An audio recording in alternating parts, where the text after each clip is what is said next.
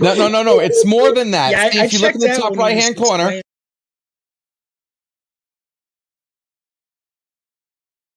Yeah, and I'm right, ain't I? Yeah, make me big. I'll go through it real quick. Take 2 seconds.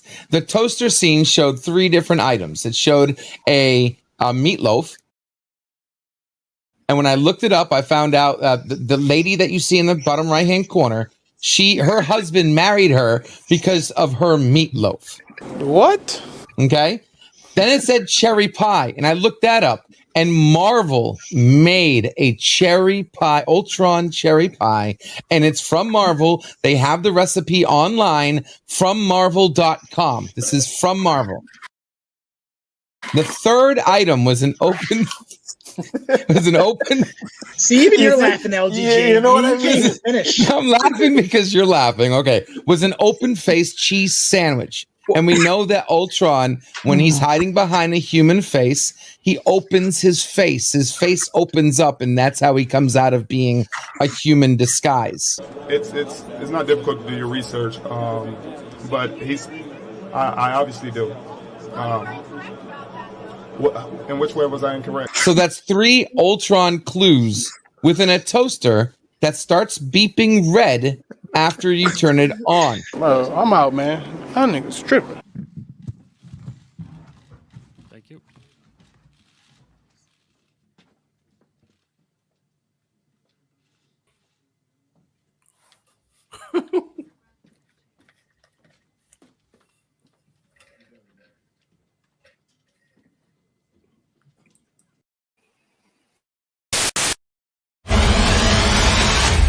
We are an unusual couple, you know. Oh, I don't think that was ever in question. Heavenly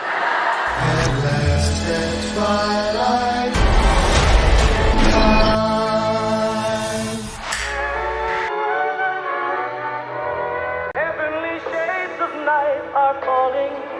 It's twilight time. Wanda and Vision, aren't we a 5-pair? Our story. I think what my wife means to say is that we moved from... Moved from where? Married when? Damn it, why? Oh, Arthur, stop it. Stop it. Stop it. Stop it. Wanda, can you read me? Can you read me? Wanda, can you read me? Who's doing this to you? Are you here to help?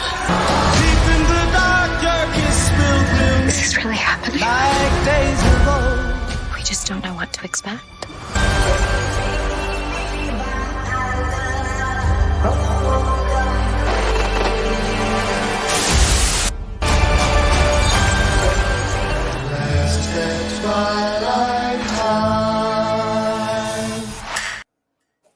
What is up? That was nice. Your intro was fire, boy. Fuck this shit, I'm out. Yeah, I had to do that. I was doing that today, and you know what? I was like, let me put some of these meme faces in there. It was hilarious. Hilarious. Fuck this shit, I'm out. Yeah. Swag, yeah, I have space for you today, so I'll send you the link. No problem. Just give me a second. What's up, guys? Welcome to another episode of WandaVision Roundtable. Glad you guys can make it. Hopefully, LDG feels better where he can come in here because he knows he is the star of the show today. That is correct, guys. We are going to give our impressions, but we're also going to get him today. So first, we're going to do... Yeah, go ahead, Can I Chris. say something really quick here? Absolutely. I will not be a part of any roast because, again, like I told him when there was 2 episodes left, there's 1 episode left. I don't want to be on the back end of the crow eating if something does happen to some miraculous thing happens to give him some credibility on his theories. So over the past 2 weeks, he has made about 5,000 theories. So I'm not sure which theory he's going to say he's going to be right on.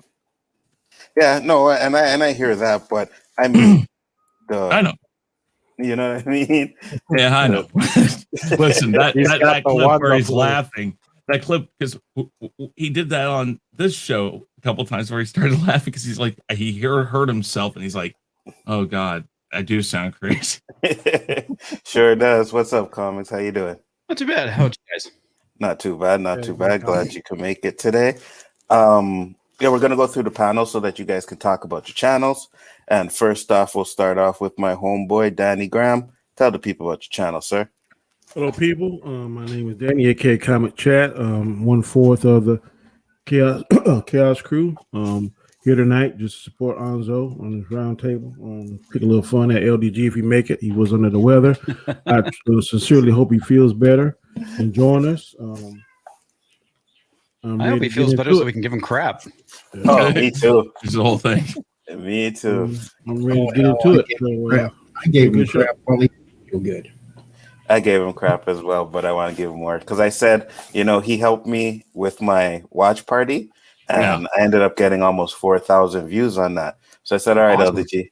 Thanks, man. I said, LDG, I'll be nice, and after Sunday, I'll let it slide. But Sunday, I'm going to get you. Chris Knight, tell the people about your channel, sir.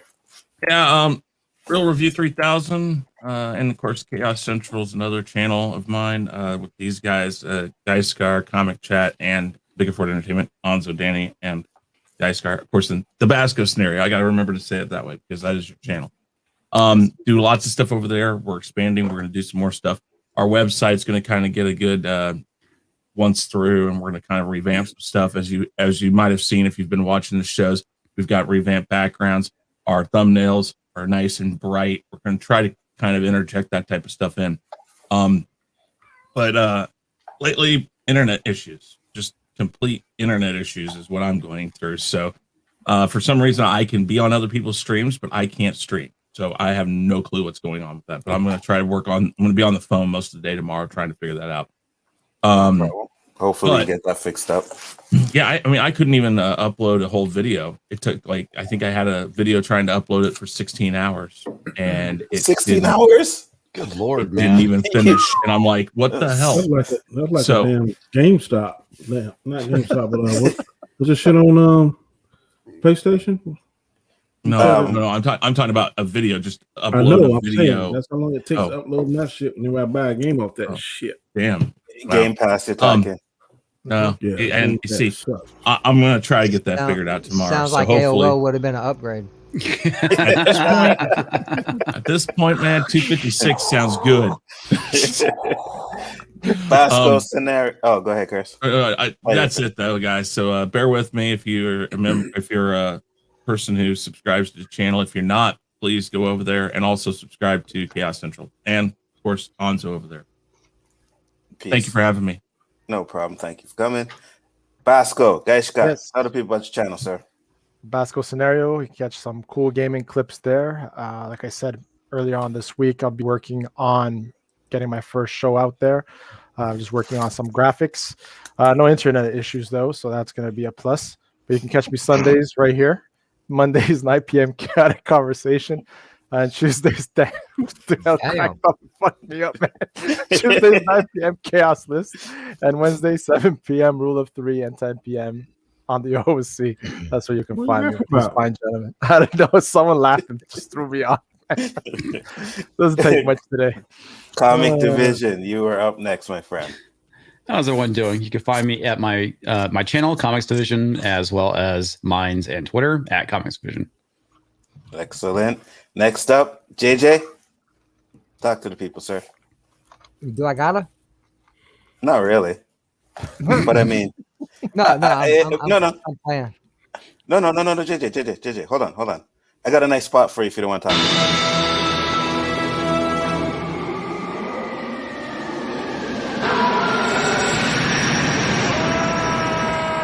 You will not down before me, Jarrell. Both you and them one day, Jarrell. Dude, did not see that coming. You know what? I did. I just, you know what I mean? I did. Motherfucker just phantoms on me for making a joke. Damn. Bro, have I pissed you off or something? Did I do something wrong that I'm not aware of? You just fucked me no, off you're fine. that way. You're fine. Okay, all right. Shit. Tell the people about your channel, sir. What's going on, everybody? It's your boy JJ. You find me a little bit of everywhere. You know, I'm kind of walking in Chris's footsteps. I'm trying to become a stream whore, but you know, hey, you know, you can find me here in the next week or two. for the roundtable. And when Chris gets back up and running and gets above AOL speeds, you can find me over here on his weekly wrap up. And then whenever Hans Star decides he wants to start streaming on a regular basis again, you can find me later on Sunday nights on his channel, Mondays on my channel. I do a weekly live stream called Randomness at its Finest. Random panel, random topic. Come by, check it out, like, share, subscribe. You guys know what's up with that. Hit the bell. Make sure y'all do that. Let y'all know when we come out with new content, whether video, live stream, if it wants to work. Because everybody's notifications are shit. Yeah. Tuesday night with most of these fine gentlemen on the Chaos List here on Bigger Forward Entertainment. With Anzo, Danny Graham, Chris Knight, Geishkar, LDG Pixels, myself, and whenever he decides he wants to show up, Eli Hugh. And then sometimes over on Chris's channel on Thursday nights for the weekly Rumble. He's either as a contestant or a combatant, as I like to say, or sometimes he likes to change it up, and I come in as a wild card. Great to see everyone. Interesting to hear what we've all got to say about tonight's episode. Let's do this. Glad to have you here. Deej, next up. Yeah, I'm just your demented pink bunny. You can find me over on my channel, Deej Odyssey. You find me everywhere else. I'm just kind of like a stream whore. I've been trying to copy JJ, but I'm just not as good at it. And you can hear all kinds of random talk that nobody else is really talking about, like the Superman Lois show. Haven't even seen it yet. Yeah, I haven't either. It was. Okay, listen. Good. I saw it today. I see the issues that could be coming, but that first episode. Thank you. Was. Thank you. Damn. You see him too? You see him too?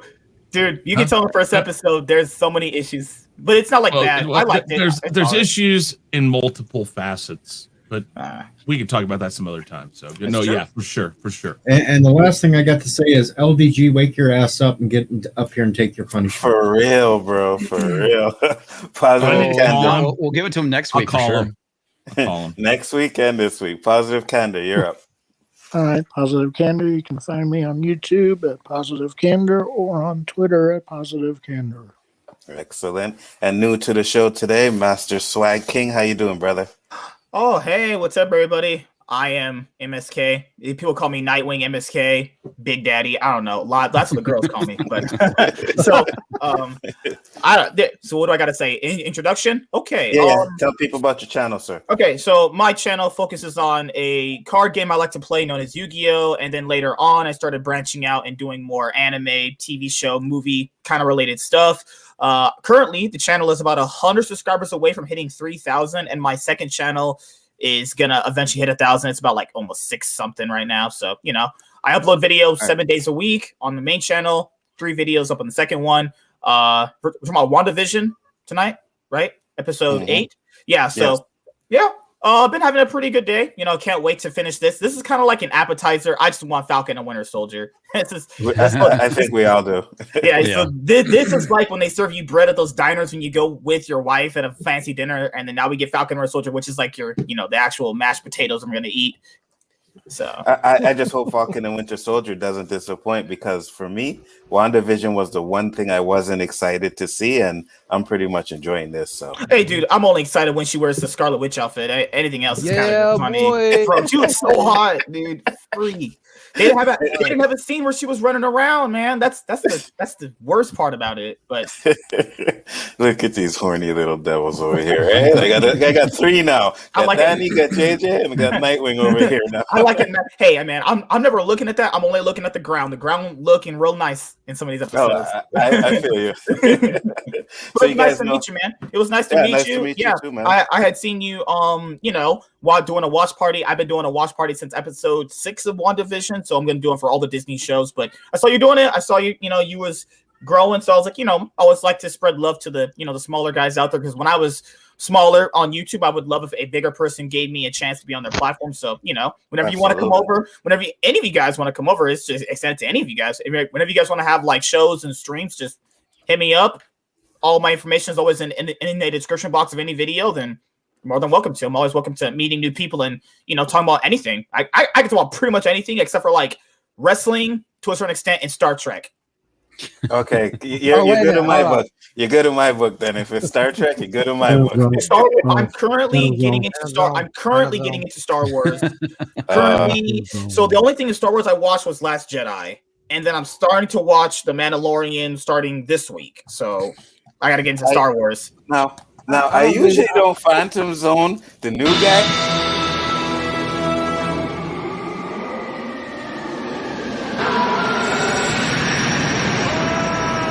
You will lay down before me, Jarrell!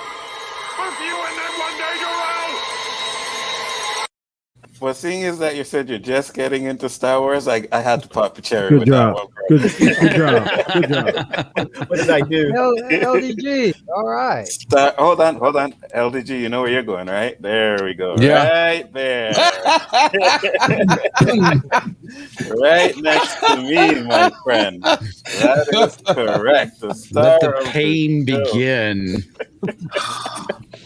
So you guys know how we do. First thing we're going to do is we're going to go through and give our first impressions. So I want to hear his first impressions because I know I watched that video, I watched that live stream, and LGG was like laughing, calling me out. Then next thing you know, it was like, oh, wait a minute. Oh, shit. I'm getting worried. I must be wrong. So LDG, first impressions. Horrible episode. Absolutely the worst episode I've ever seen so far. Don't know what the hell was going on. It was like a nightmare. Like you're talking about freaking nightmare. Okay. Oh, what a nightmare.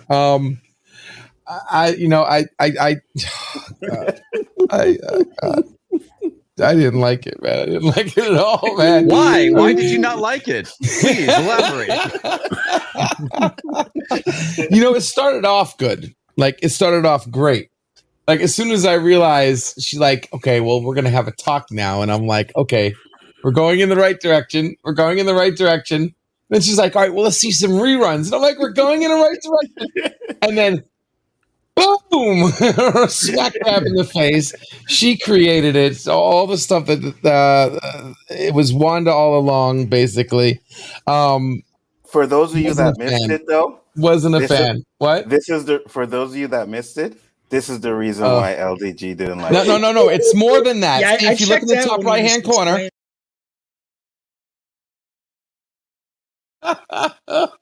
Yeah, and I'm right, ain't I? Make me big. I'll go through it real quick. Take 2 seconds. The toaster scene showed 3 different items. It showed a meatloaf.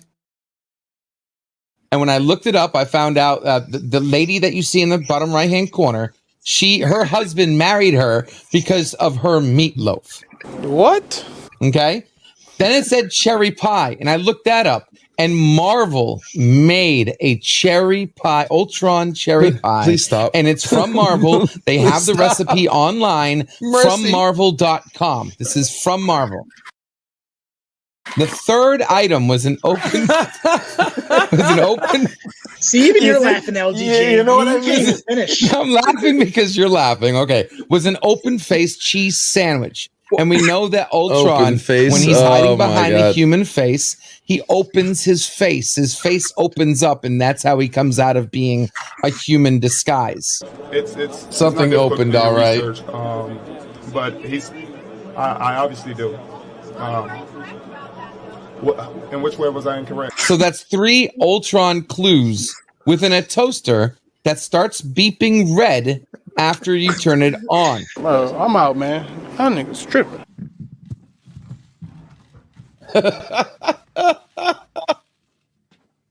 Come on, Chris, play it.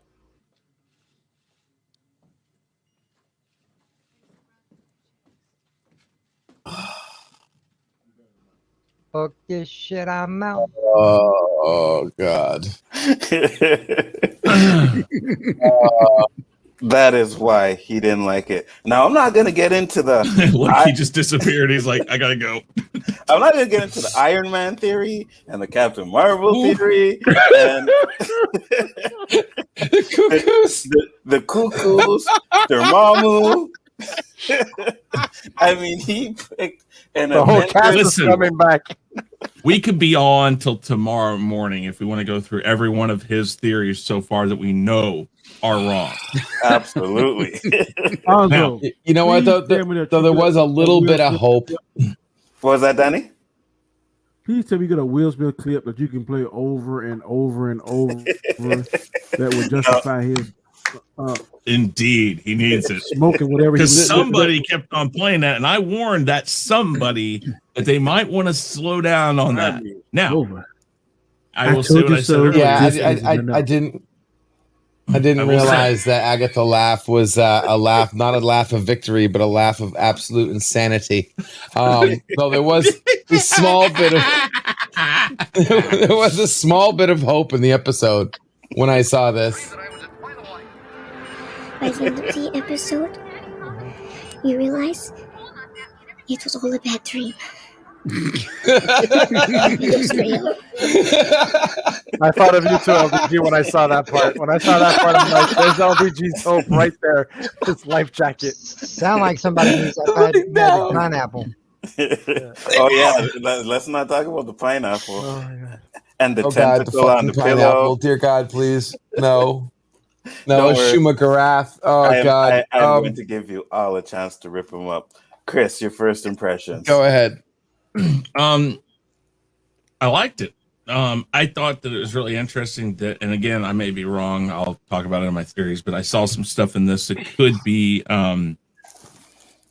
leading to things further down the line. But I really liked how they wrapped this up. It seemed like this was the direction they would eventually get to.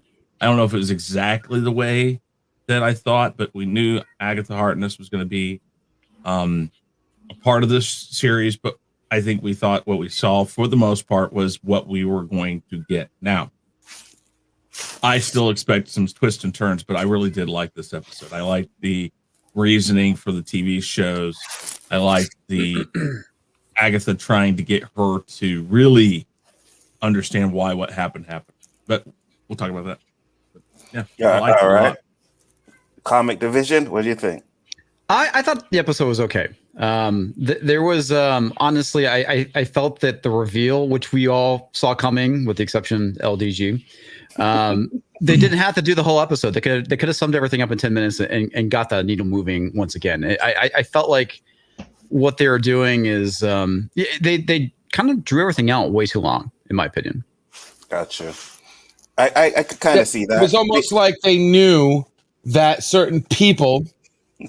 They needed just to really dig their heel into it this episode. Like really just not just step on your life's dreams and mission, but really just dig into it and twist. Oh, Danny, first impressions. I like this episode. To me, it was the most interesting one. Yeah, I bet you do. So far. It had nothing to do with LDG. Any episode that gets I'm sorry. It don't. Any episode that gets me to step to 3:00 on a work day, I think is pretty interesting. I didn't feel like I wasted my time. To me, it was, in my opinion, the most interesting episode of the season. I agree. Guys, Scott. I liked it. I think it was pretty good. I think the whole backstory, the way it connected the sitcoms to, finding that's what she did as a kid with her family. It meant a lot to her. So it was her safe haven, right? Her place of comfort. So that she built that whole house and everything through that place of comfort. So yeah, it was like, I like the backstory. I like the whole fact that the name dropped and everything. So we'll get into that after. But overall, I loved it. Yeah. All right. JJ? I knew it.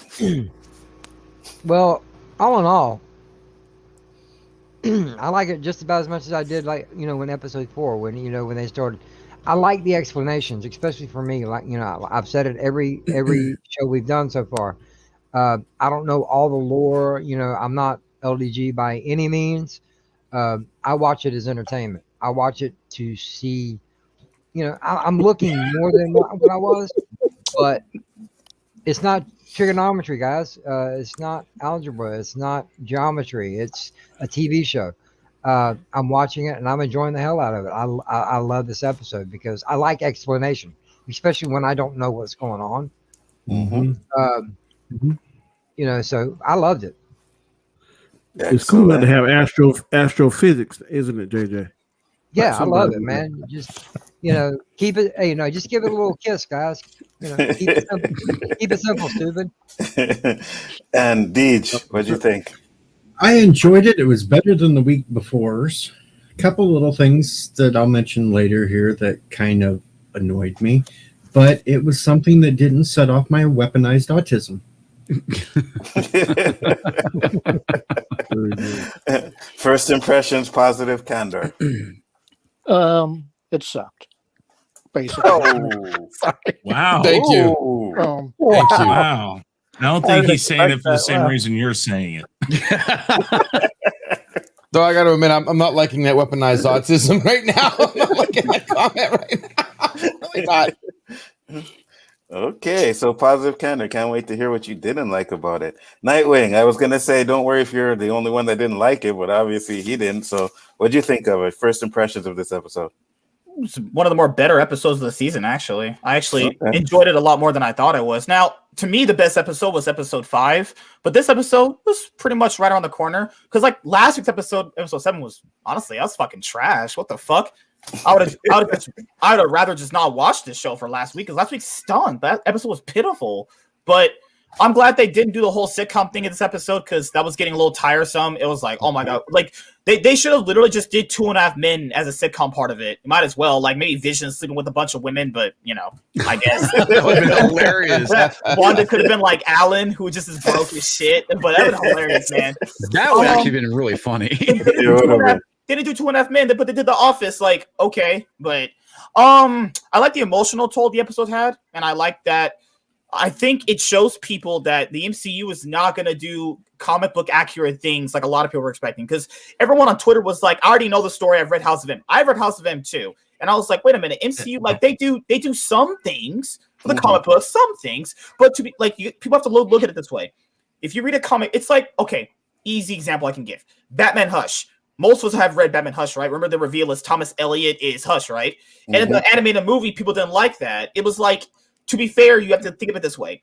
If you read a comic book and you do your research before the show comes out and you know what's going to happen, I mean, if they put it to you that way in the actual format, what's the surprise there? You've already read it. You already know what's going to happen. Is that? Yeah, I get your point, but sometimes it's kind of cool just to see it visually rather than just reading the true. comic. See, I see it both ways, you know. But it's like, I guess all the cop-outs now are Mephisto. It's been funny seeing all those Mephisto memes on Twitter. Everything's been Mephisto when it's not. It's just hilarious, man. But no, those are my things. I enjoyed the episode more than the other ones, honestly. But just, you know, lack of Scarlet Witch outfit, you know. It's always going to be a downer, you know. But, like, finally, we can start calling her Scarlet Witch. Finally. I know. Thank God. And Agatha was choking the kids out. I'm like, man, fuck them damn kids. I'm just kidding. But hey, we have a speech. You know what? There was a dark joke they threw in this episode. She was like, yeah, I would have brought back your brother, but he was full of holes in another continent. Oh, God damn, holy shit. Yeah. But hey, at least we have a speedster now. Thank God we have a speedster again, other than one that might be faster than bullets. Well, hopefully, because we don't know what's going on with Quicksilver. I think the kids will survive anyways, or they'll bring them back somehow. But I thought the episode was pretty good. I liked it. I knew that we were getting flashbacks. You know what I mean? I knew that it was going to be a flashback episode. It had to be to explain how the hex came and everything like that. But what made this episode good for me is that as I was watching it, I just kept saying, oh shit, LDG is wrong. Yes, LDG is wrong. You watch my live stream, I'm like, yes, baby. I'm like, that's what I'm talking For the record, there's like maybe 1% of what I suggested that still could be right. I still think Mephisto is going to be there. I think he's Senior Scratchy. I still think the Beekeeper is freaking Sparky. No. You can't go and claim that the Beekeeper has anything to do with anything now, because you told me last week he means nothing. I specifically made a thing saying that is Sparky. No, you told me when I said that, why have they not mentioned that guy? He said, because he's a nobody. He just doesn't. It doesn't matter to anything. He was a red shirt. I said he was a red shirt, and he was. Yeah, but now you're saying he's somebody. I didn't know what happened to him until this guy mentioned something, and I'm like, you know what? He's freaking Sparky. It's got to be Sparky. Sparky. You can't steal my ideas and claim them for your own. All ideas? All I'm saying is, LDG, keep those theories going. You are giving me some serious gold. So whatever you come up with for next episode, I'll encourage it. I would like to say something. Yeah, go ahead. The other night. No, he did that shit the other night. We were sitting there going through, you know how he goes with the fine-tooth comb, frame by frame. We were looking at the episode, you know, with that had the Yo Magic commercial. He's still talking. And he keeps going, right? And it shows the packaging up front and center. I'm like, pause on the package, see if there's anything there. And then we started talking, and he's like, wait a minute, the shark. You know, we all kind of found the shark. I'm like, no, we all did it. He goes, no, I found that shit. I'm like, what the fuck?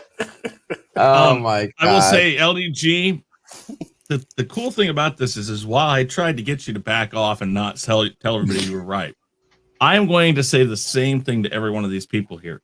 There's one episode left, and we don't know if they will not just do something crazy that will give you some little part of a ledge that you can grab and hold on with one finger. You know what that is? Well, Chris, you're all right. No. You know what it is? I see it clear as day now. And Anzo was talking about the 10th episode being like a behind the scenes. All right. And that's going to be my episode.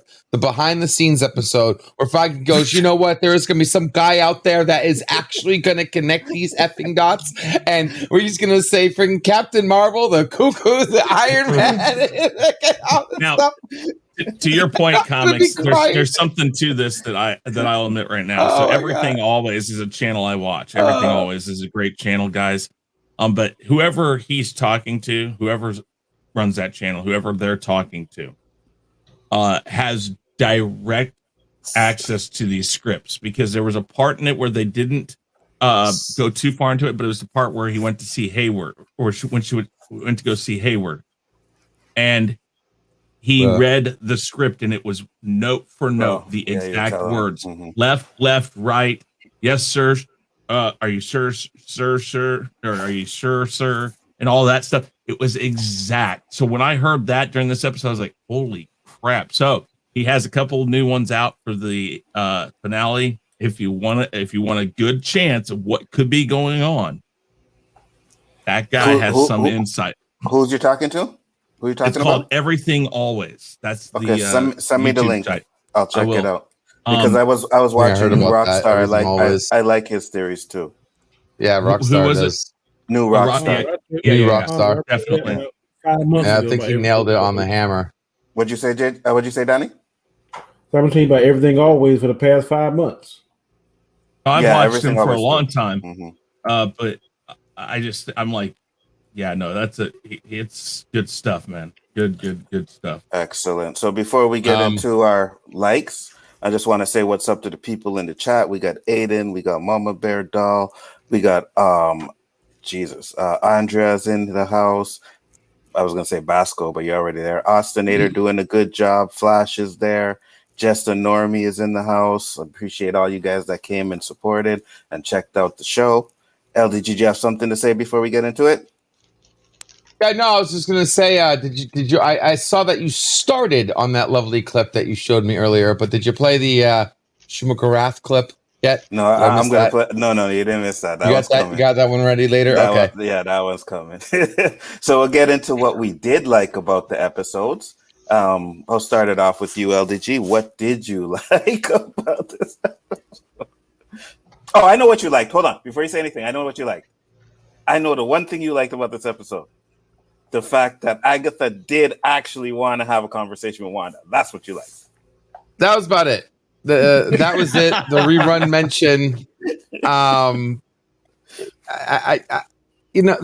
Okay. There was something else I did like, and I don't know what they're going to do with this, because the show's all about been taking 180s to get dizzy as hell by the last episode, which they might do one more 180. And there was a couple things I did like, and it was the things that didn't add up. One was when she created the hex was red, not blue. Why did they show it red when she created the hex? It didn't make sense. Second was she wasn't wearing her outfit. Scarlet color, like your powers. Yeah. But then when we looked at it on the outside, it wasn't. She turned it red in episode. I think you're seeing 4 like, or something. Like why did she have to do that? I don't know. All I know is when they showed it being expanded, and they had like 4 different expansion scenes where you kept seeing it getting bigger and then bigger and bigger. It was going past the camera like 4 times, and it was red, red, red, red. It wasn't like red, light red, bluish blue. You know what I mean? It was just pure red. That didn't make sense. Second, she wasn't wearing her outfit. She was wearing some regular clothes, but yet when she came out of the hex, she was wearing her outfit. Kind of didn't add up. The fact that she didn't take Vision, and she knows that they still had Vision. Why would she give back a drone supercharged with her energy? Didn't make sense. Why would she give it back to him? Maybe she wants plot. That's why. them to power up Vision. That's what I said. It's just a plot thing, man. They do it all the time. I get it. You asked me what I like about it, and since the episode was completely anti-LDG, the only things I did like about it was anything that made it feel weird, and I still think that like it doesn't make sense. She still has, especially the last scene in the one thing I liked also was the credits. The very first thing you see in the credits is her still underneath a purple mist, so which basically says everything that just happened could have been just a bad dream. I know there's no chance of my theories being right. I'm pretty sure, but at least there's something here for a 180 in the future, which I'm hoping to see what they do with it. Unless it was absolutely something. And the other thing, when she walked out of her house, right? She walked out of Agatha's house, but she was in her house. She was in her house with the cameras and the seats and the chairs. She walks out the wall with the door on the right hand. But when she runs out of Agatha's house, the door's on the left hand. Like it didn't make, there were things there that didn't add up. And I think they're going to do another 180. So that's what I like about it. No problem. Gaishka, since you have to bounce, give us what you like, your dislikes, and your grades. Give us all of it one time. Yeah. What I liked was I didn't expect you to come at me with all that stuff.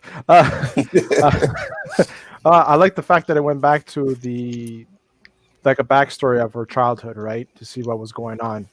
The way they connected, like I said, the sitcoms, her interaction with Vision, you know, how he was interested in her feelings and all that. I like that emotional bond that they created in this episode.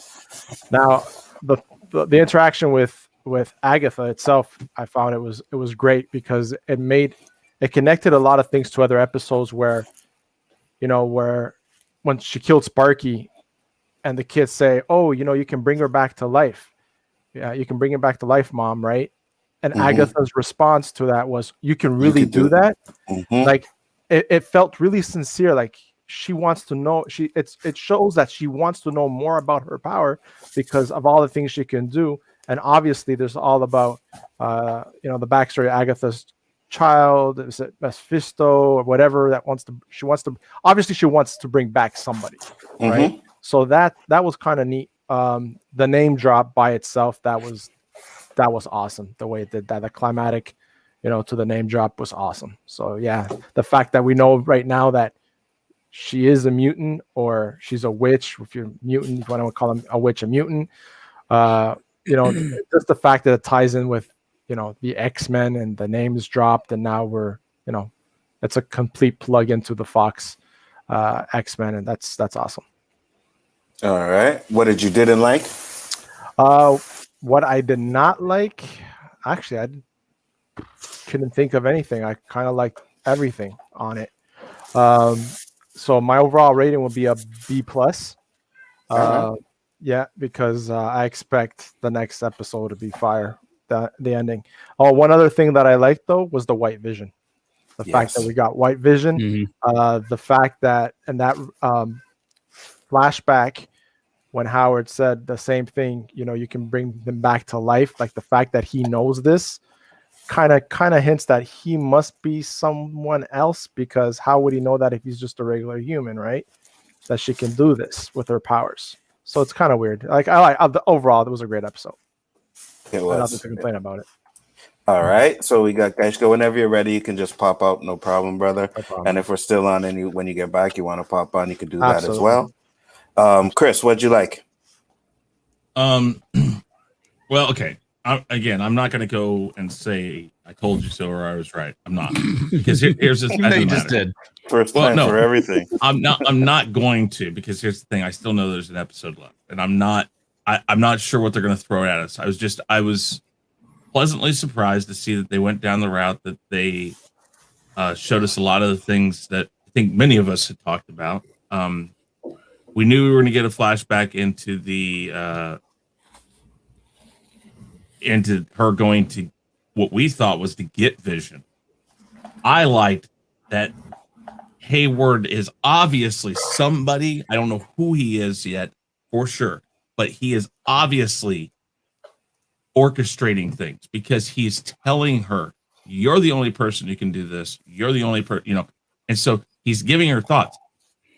But what I was really surprised about, and I liked the fact that we didn't know this, is that she did not take Vision. She literally left and almost said her piece right there, as I know you're dead. I can't feel you. I can't sense you, and left. I thought that was really good, because I think, again, this show has done a really good job of leading people on all the way down to that cliff, and then right when they think they've got it, dropping us, because it's like, oh crap, she didn't take.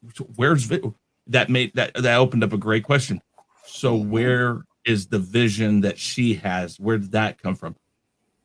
I love the fact that she manifested Vision. That was absolutely crazy to see that happen. It's like, holy crap! How in the? It gives you an idea. We're starting to see that she is one of the most powerful MC or Marvel beings in their universe, because of the crazy shit she can do. She just basically brought something, in other words, to life from nothingness. I did like the fact that it is her, and that Agatha does seem to have.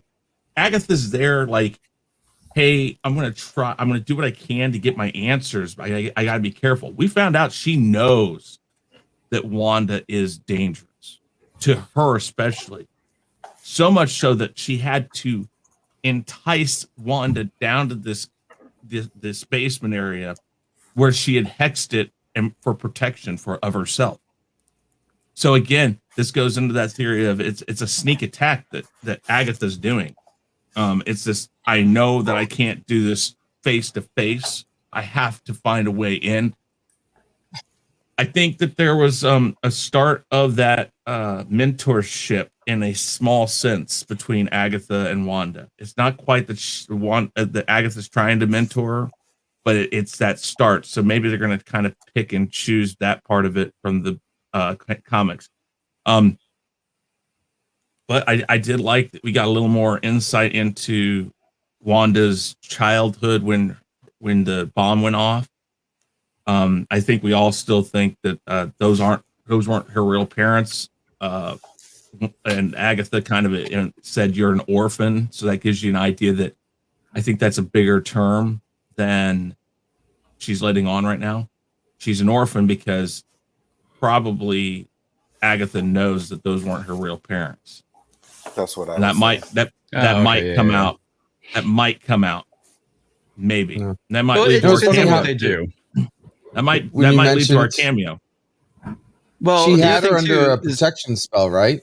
Yeah. Why didn't she keep her in the why have her at the all trapped under her fingertip under that protection spell, just to lead her outside that now she can use her powers. Outside. They didn't go outside till the end. All of that was within that. That's why I'm saying it. I don't think it's real, because why would you do that if you had her in a spot where you can't do anything? I'm going to tell you why. Yeah, because I'll do that. Because Agatha wants Wanda to use her powers on her, so she can take her powers like she did at the beginning of the series. She's gonna and try. In the basement, she couldn't get Wanda to use her powers because of the spell. Also, want to point out that in the comic series now, Magneto is no longer her father or Pietro's father. Yeah, I was reading that too. Yeah, they completely retconned it. They needed. Listen, I think Feige is a purist when it comes to the comic book stuff. As far as what he pulls from, most of what I've seen, most, not all, to LDG, no talk about Endgame here. I think the stuff he picks and chooses from is more, what we know, not this new crap. But I could be wrong. But I just really like the dynamic there was there between Wanda and Agatha. Agatha's trying to get her to figure out how she did the magic, probably so she can get the magic or understand it, something like that. But there were just a lot of good, cool little things in there. I don't disagree that it could have been done much quicker and gotten on with the story. It could have, but I did like the scene with her parents. That was the best scene of those flashbacks. Excellent. Actually, that and the Vision one with her and Vision, because now we understand that a non-human form entity was able to talk to her one-on-one and say, "Hey, I'm here for you if you need somebody," which was really, it starts to give you an idea of why this loss was as bad as it was for her. Mm-hmm. Not that we didn't know, but it was a good insight. I feel you. Comics, what did you like about the episode? I like the fact that we got a pretty decent backstory for Agatha. I thought that was pretty cool. I also like the scene where you find out the reason why you're having these episodes, and the whole thing with the parents, like Chris pointed out. I really like that. I liked how everything that she essentially has done, she's doing it for obviously herself as well as Vision, and that kind of emotional connection that she has. She obviously loves Vision very much, and this is the reason why this show exists, is because of that love, which I thought was pretty cool. And that's all I got.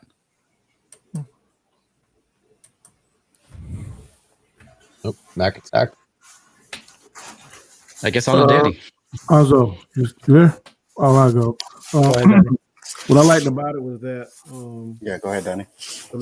The last show we had, also, I predicted that the Vision was going to be on there, the White Vision, and that's basically when they take away his humanity and he's just all machine. If I remember correctly, in the comic books, she wins him back over. I'm not sure how. It's been a long time since I read it, but she kind of wins him back over, and they kind of reconnect and fall back in love. I don't know if they're going to go that route. I also like the backstory of Agatha. I was curious on how she got her powers and what happened, because they made it seem like it was like she was burned at the stake, but actually she was getting chastised and getting punished by her fellow witches in her coven, and it kind of backfired on them because they didn't realize how powerful she was.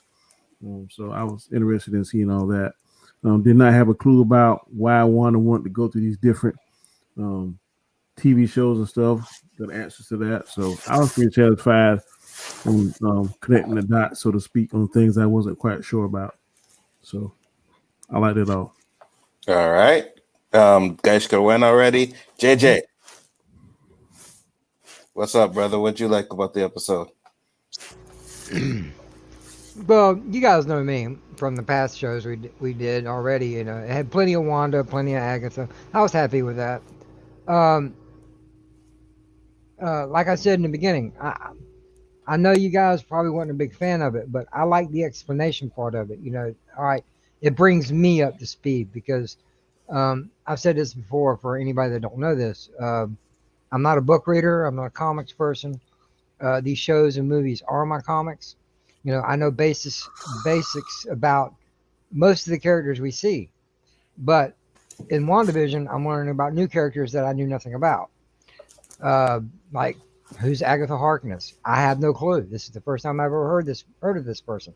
So this is like educational for me. But at the same time, I just like the whole episode. And I'll still say it. The first 3 episodes were shit. But now it's getting to where, I wish they come out with another season of this or more episodes of this, because there are a lot of blank spots in between the movies, and this is great filler stuff, you know. So I just enjoy it, you know. And the fact that they're finally going to be called, that she's now known as the Scarlet Witch, that is a big plus to me, because, you know, I was kind of in agreement with everybody. I know who she is, but why isn't she going by the Scarlet Witch? And now that's been put into play. So yeah, that's it. I'm just simple with it. I enjoyed it. It was entertaining. There was plenty of Wanda and Agatha in it. But hey, you know, we'll see what the last episode brings. What, Chris? I just wanted to say that yeah, I like the fact. Again, they've now alluded that that's what they're going to call her, but they didn't actually call her it yet. I like the way they did it, which was, you know, you're a Scarlet Witch, not you're the Scarlet Witch. Which I think is, but that definitely lets us know now. And I said that almost the second or third episode in, that this is going to reveal that as her name now. Yeah, that's kind of a no-brainer, though, Chris. Well, yeah, okay, fine, but you know, I did say that. If there's anybody, I'll give you that, but I think it's no-brainer. Sides of the track, it was this guy right here. Okay, anyone knows how to cover his ass. You know what I mean? Chris, you need to produce toilet paper, because you cover both sides of the ass at the same time. You need your own brand of toilet paper, okay, Chris? You put the rest of them out of all these people taking toilet paper now because of the pen. You'd be the number one. You're damn right. I am an excellent CYA person. If you want to know how to Forget CYA, Lagos. It should have been Chrysos, okay? Contact me today. I'm going to tell you this right now. That's okay, because it's better than the meatloaf shit you're trying to sell. Meatloaf analog. With the meatloaf shit, you need Chris's toilet paper. Absolutely. Pineapple. Deej, your turn. Let's see what can I touch on that everybody else so far hasn't touched on. All right, I like the fact that they actually showed Hydra involved. I liked how it, to me, it alluded that it was Loki's staff that unlocked her powers to begin with, to become stronger. I know the last few weeks we've kind of complained that we've wanted longer episodes, but I'm glad this wasn't that hour-long episode, because it was a little drug out there for a while. So I'm kind of glad that they stuck with the shorter episode, 48 minutes. Well, it's 40 minutes. It was longer than the other ones. Yeah, it was. Well, still, it wasn't the hour that everybody kept thinking that these were going to be. I like the fact that we didn't have to see Captain Marvel show up, or Tony Stark. I would have rage quit right there. Captain America. We didn't have to see any of them show up. No, I was glad for that. That's a good thing. That's a good thing. You're telling me that you didn't see Captain Marvel show up and whoop some ass, and Mephisto show up and have this episode be as good as it could have been. Okay, you know what? I'm going to stop. It was as good as it could have been. Check, please. I'm sorry, I just had to do that to you, LDG. But yeah, I'll get to the dislikes here when we come around again, as long as nobody steals them from me. Positive Candor, is there anything you did like about the episode? Mainly just White Vision, to tell you the truth. That's about it. All right, cool. And Nightwing, what about you? Anything you liked about the episode? Oh, another thing I think what this episode showed is that, remember the part where it showed you like she was so sad after losing her brother? I like that the shows in the future ones might show you parts that they never really glanced over, because she kind of lost her brother and she went a little crazy in Age of Ultron, but we never really got to see like the emotional effect of it. And I like that we got that in the episode. So maybe in Falcon and Winter Soldier, we'll see the emotional effects of, you know, a few days after Steve, you know, went back in time and all that other nonsense. So I like that aspect too. I like the serious aspect of what brought out in this episode, because like the sitcom stuff is fine, but you know, at some point this had to get serious at some point, you know, because she did lose everything and they never really expanded upon that. And I like that this episode finally got out of the way. Also, I like this episode because they basically told comic readers we're not going to really do exactly what you're thinking. So that's a good thing to, you know, keep you on your toes too. Absolutely. Go ahead. Oh, that was it. Oh, that's it. Yeah. You guys think Agatha taught? Agatha what? Do you think Agatha's hot? Yes, I kind of do. Okay, yeah, right. She got that little nice sass on her. That makes it like kind of hot. I thought she was mad hot 2 episodes ago. Not so much last episode. Fit with the spandex and stuff. Yeah. She's got that freakiness going on with her face, because she's not the most beautiful woman in the world, but she does have a certain amount of hotness to her. I'm glad I wasn't the only one, but that's it. You're not. Yeah, you're she's not bad looking. And what I will say on top of that, her acting in this episode was fucking amazing. Yeah, I thought it was really good, man. When she was like, "Come on, Wanda," like trying to get it out of her, I was like, "Yeah, man." And then you showed that, and that's one of the things that worried me a little bit too. When she kind of like wiped a tear from her eye when Vision was talking, when Wanda was talking, I was like, I don't know, but then she started choking the kids, and I'm like, okay, yeah, she's bad. That was like sarcastic. Like, I thought it more sarcastic. Yeah. She was trying to take the kids. So I like this episode. I liked the dynamic between Wanda and Agatha. I loved the white vision, man. I was like, oh shit, Danny called that, But I also said, and I tried to look for the stream. I think I said it backstage, but I said that Hayward was gonna send someone in there, right? Like a vision type, and they're gonna find a way to put Vision's essence into the white vision. Can I say something? I think it's going to happen. Yeah, sure. So how did Hayward know she could bring people back to life? He said that to her, and she said, "I can't." But how did he know she could do that? Yeah, that's so weird. How would she? Yes. How would he know that? That's the only question I really have. I get a theory for that. Go ahead, Danny. Hayward is a director of S.W.O.R.D., just like Samuel Jackson was the director of S.H.I.E.L.D. And they are privy to information that everybody doesn't know. That's kind of my thought too, Danny. So he may be privy to stuff that the soldiers and the Indians don't know, but the chief knows. So that doesn't automatically say he has to be Mephisto. It just said that his intelligence. Why was saying that for more manipulating bastards? Well, I was saying that for more her character, because if she's told she can bring people back to life, if she's so sad about losing a brother, why not just bring your brother back to life at this point? I think she loves Vision more than her brother now.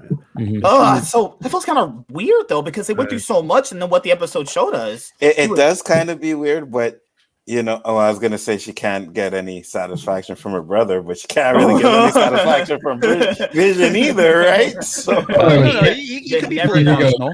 Like Data. There's dildo. Yeah. There's dildo. Yeah, right. I mean, plus you have power, so if she wanted to, she could probably create one on Vision, right? Oh my god. Chaos penis.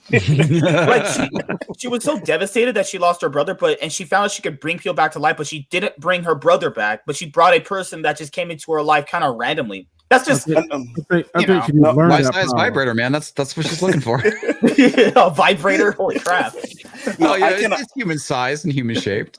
Oh my god. I can understand what you're saying, but when you're in love with somebody, I think that kind of is stronger than love with a girl. That's gross. What the heck? My brother or a lover? Never picking my lover. Oh, god. Not to mention, I think she's learning her powers. If you watch Smallville, he wasn't Superman. He wasn't Superman at the beginning of the season. He had to progress and learn.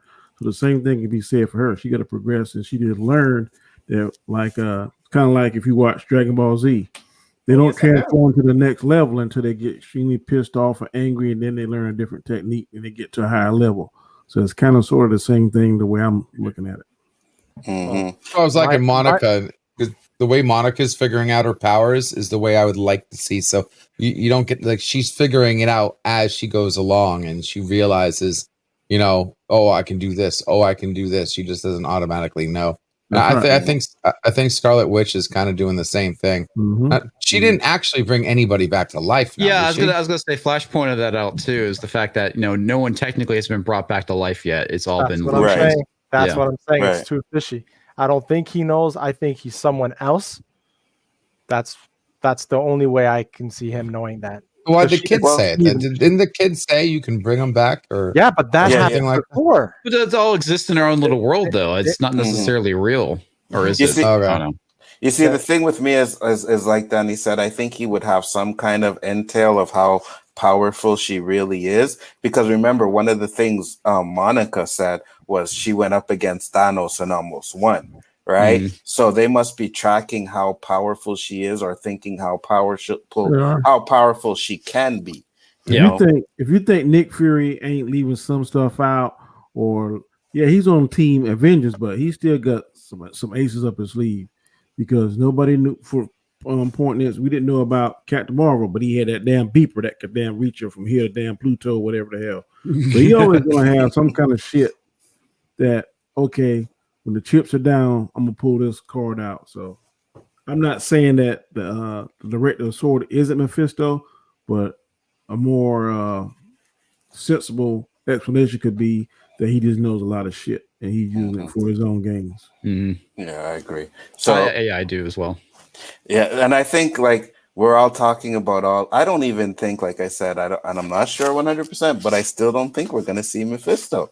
I think the battle's gonna be White Vision versus Vision, Monica versus Quicksilver, and Agatha versus Wanda. That's what I think. But I'm excited to see it. I don't see how 6 people could be more CGI than 5,000 people. because they're witches, Donnie. They're gonna bring all kinds of shit together, and maybe there is a Mephisto coming. Maybe I'm not saying I don't think Mephisto is coming, but I think it'll be more than that. This is a precipice It could be. multiple storylines that are from the comic books that are all going to be integrated together. House of M, the New Salem stories about the witches. You're going to get X-Men coming in. You're going to probably get Mephisto, maybe a little bit of Nightmare. Listen, this is the setup. Okay, I think what they did is they went, maybe not completely finished with the series, when they realized this was going to be the first series they put out instead of Falcon the Winter Soldier, which I think was supposed to be the first one. They said this one was going to be near the end, so when you watched it, you could jump right into the others, the two movies that it was supposed to be attached to. I think when they finally decided to move this all the way up to the very beginning, I think what they did is they went through and said, okay, let's go and interject a few things so we can set up everything for this phase and going forward. I think you're going to start to see who the baddies are going to be. They're going to split them up for different movies. I think you're going to start to see who the big baddie is. We're going to start to understand some of this. We know that with the Eternals that you're going to get some of the Celestials and stuff like that in this. We know there's going to be big things to be brought in. But this is, I think they went and they are using this to set up a lot of that, because I don't think that Falcon and the Winter Soldier is going to do that well. Loki might, but Falcon and the Winter Soldier is very targeted as what it's going to be about. So I don't think they want to spend the time with that series to jump into stuff like this. This works really well within the series. All the speculation, because let's be honest, it's not all real. We just don't know what is exactly real. We don't know what's exactly controlling or why it's doing what it's doing. There's a lot of questions and speculation to go with this show. Absolutely. Hey, Nightwing? Yes? Hey, Nightwing? I'm sorry. I just got to give a shout out to Tim just in case I didn't see that correctly. Is that a twisted tea you're drinking? Me? No, this is a kickstart. Yeah. How old is he? I'm 26. I'm an old man. You guys don't know, man. I'm old. 26. You ever seen Dark Knight Returns where Batman can barely throw a kick? Yeah, that's me. That's literally my legs up, dude. No, because if I don't drink any energy drinks or coffee, I'll just pass out at work.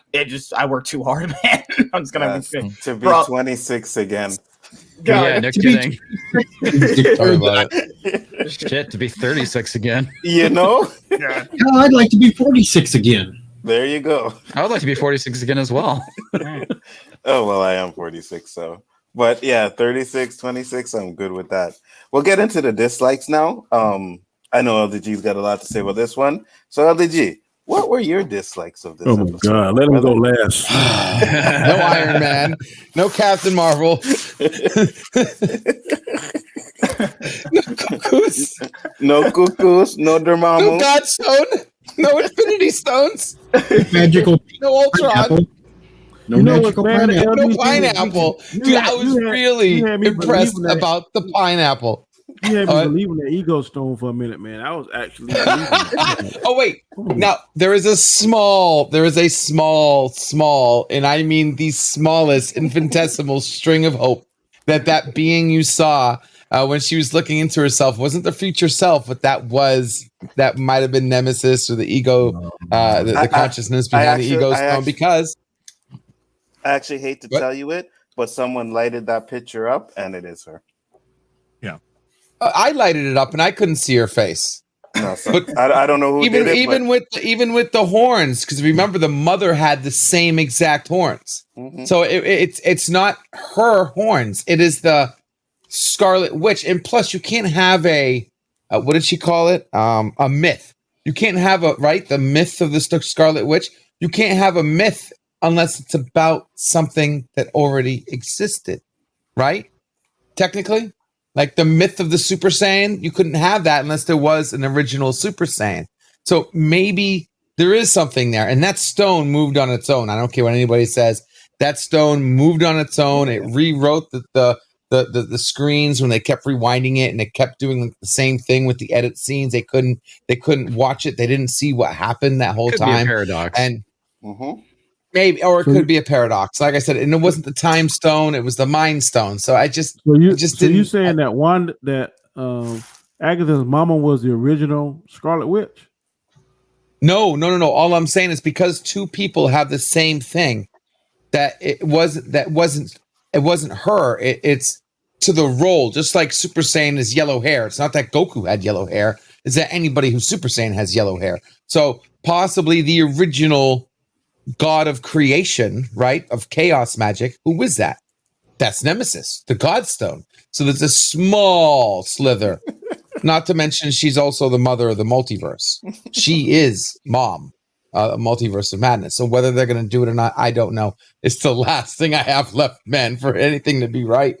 We'll see. But yeah, to be honest, even with my theory set aside, my craziness and whatever set aside, I just didn't like the way that they did the flashbacks. I like what you guys said earlier. I think they could have made it a lot quicker and got through it all and got maybe some more other stuff in there, especially for 40 minutes that we got, and maybe put something else in there. But it is what it is, and we'll see next week what they're where they're gonna go with it and how they're gonna do with it.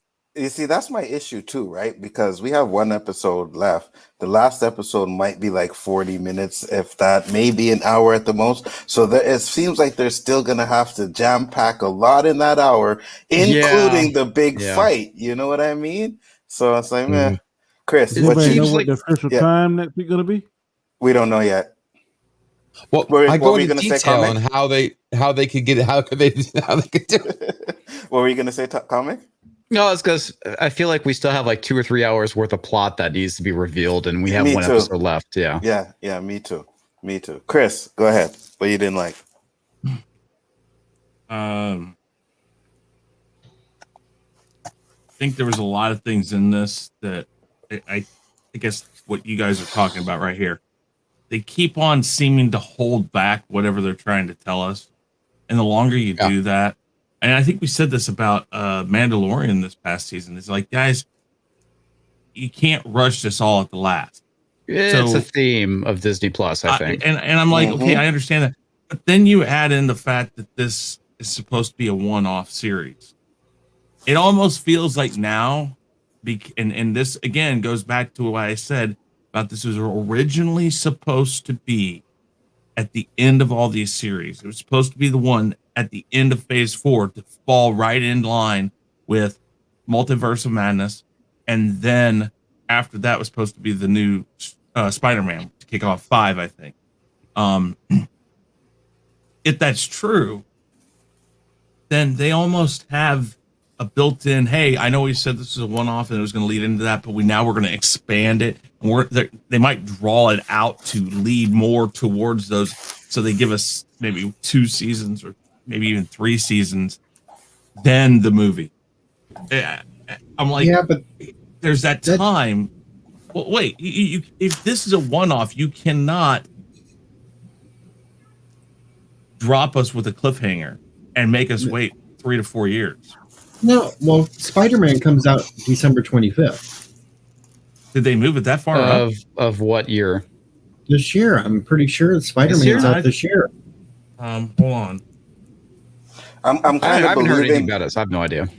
I'm kind of believing that they're gonna probably stick to the things now because even the theaters here have opened up a bit now too, right? Yeah. So yeah, I think they're getting back to the point where it's like, you know what, we got to get our stuff out. Yeah, I mean, at this point, we still don't have Black Widow. We don't have the Eternals yet. I mean, we haven't even had a hint of the Eternals yet. We got a calendar reveal, and that's it. And it makes me wonder why they're not showing us the Eternals. Yeah, I know. Okay, maybe. I know. There's that. But again, it's that whole Disney. It's too much. It's why they're not going to do what's too much. I learned that the hard way.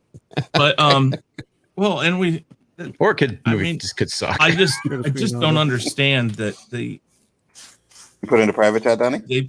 They push and they push and they push until they're forced into a corner that they can't fully get out of. If there's a big baddie or somebody they're really trying to reveal, they're going to have to reveal it, but they're going to have to not give us a lot of the other stuff we want. So, I guess the biggest thing I don't like is that they keep holding something back from us. We know that she's the Scarlet Witch now. That's come out. But we're still wondering, what's Agatha really trying to do? Is there somebody else there? We think Hayward possibly. But then, again, the Beekeeper's not there. Why aren't... I mean, it takes 5 seconds for somebody to say, hey, we found our guy. You know, there he is. Or something. They're leaving way too many holes there to be answered at the end. So, yeah, I'm starting to come up against that. What else did I not like?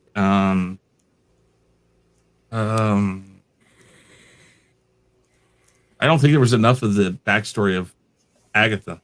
I would have liked to see a little more of that. Understand why they're showing that now. I would like to know how she actually found Wanda, why she showed up.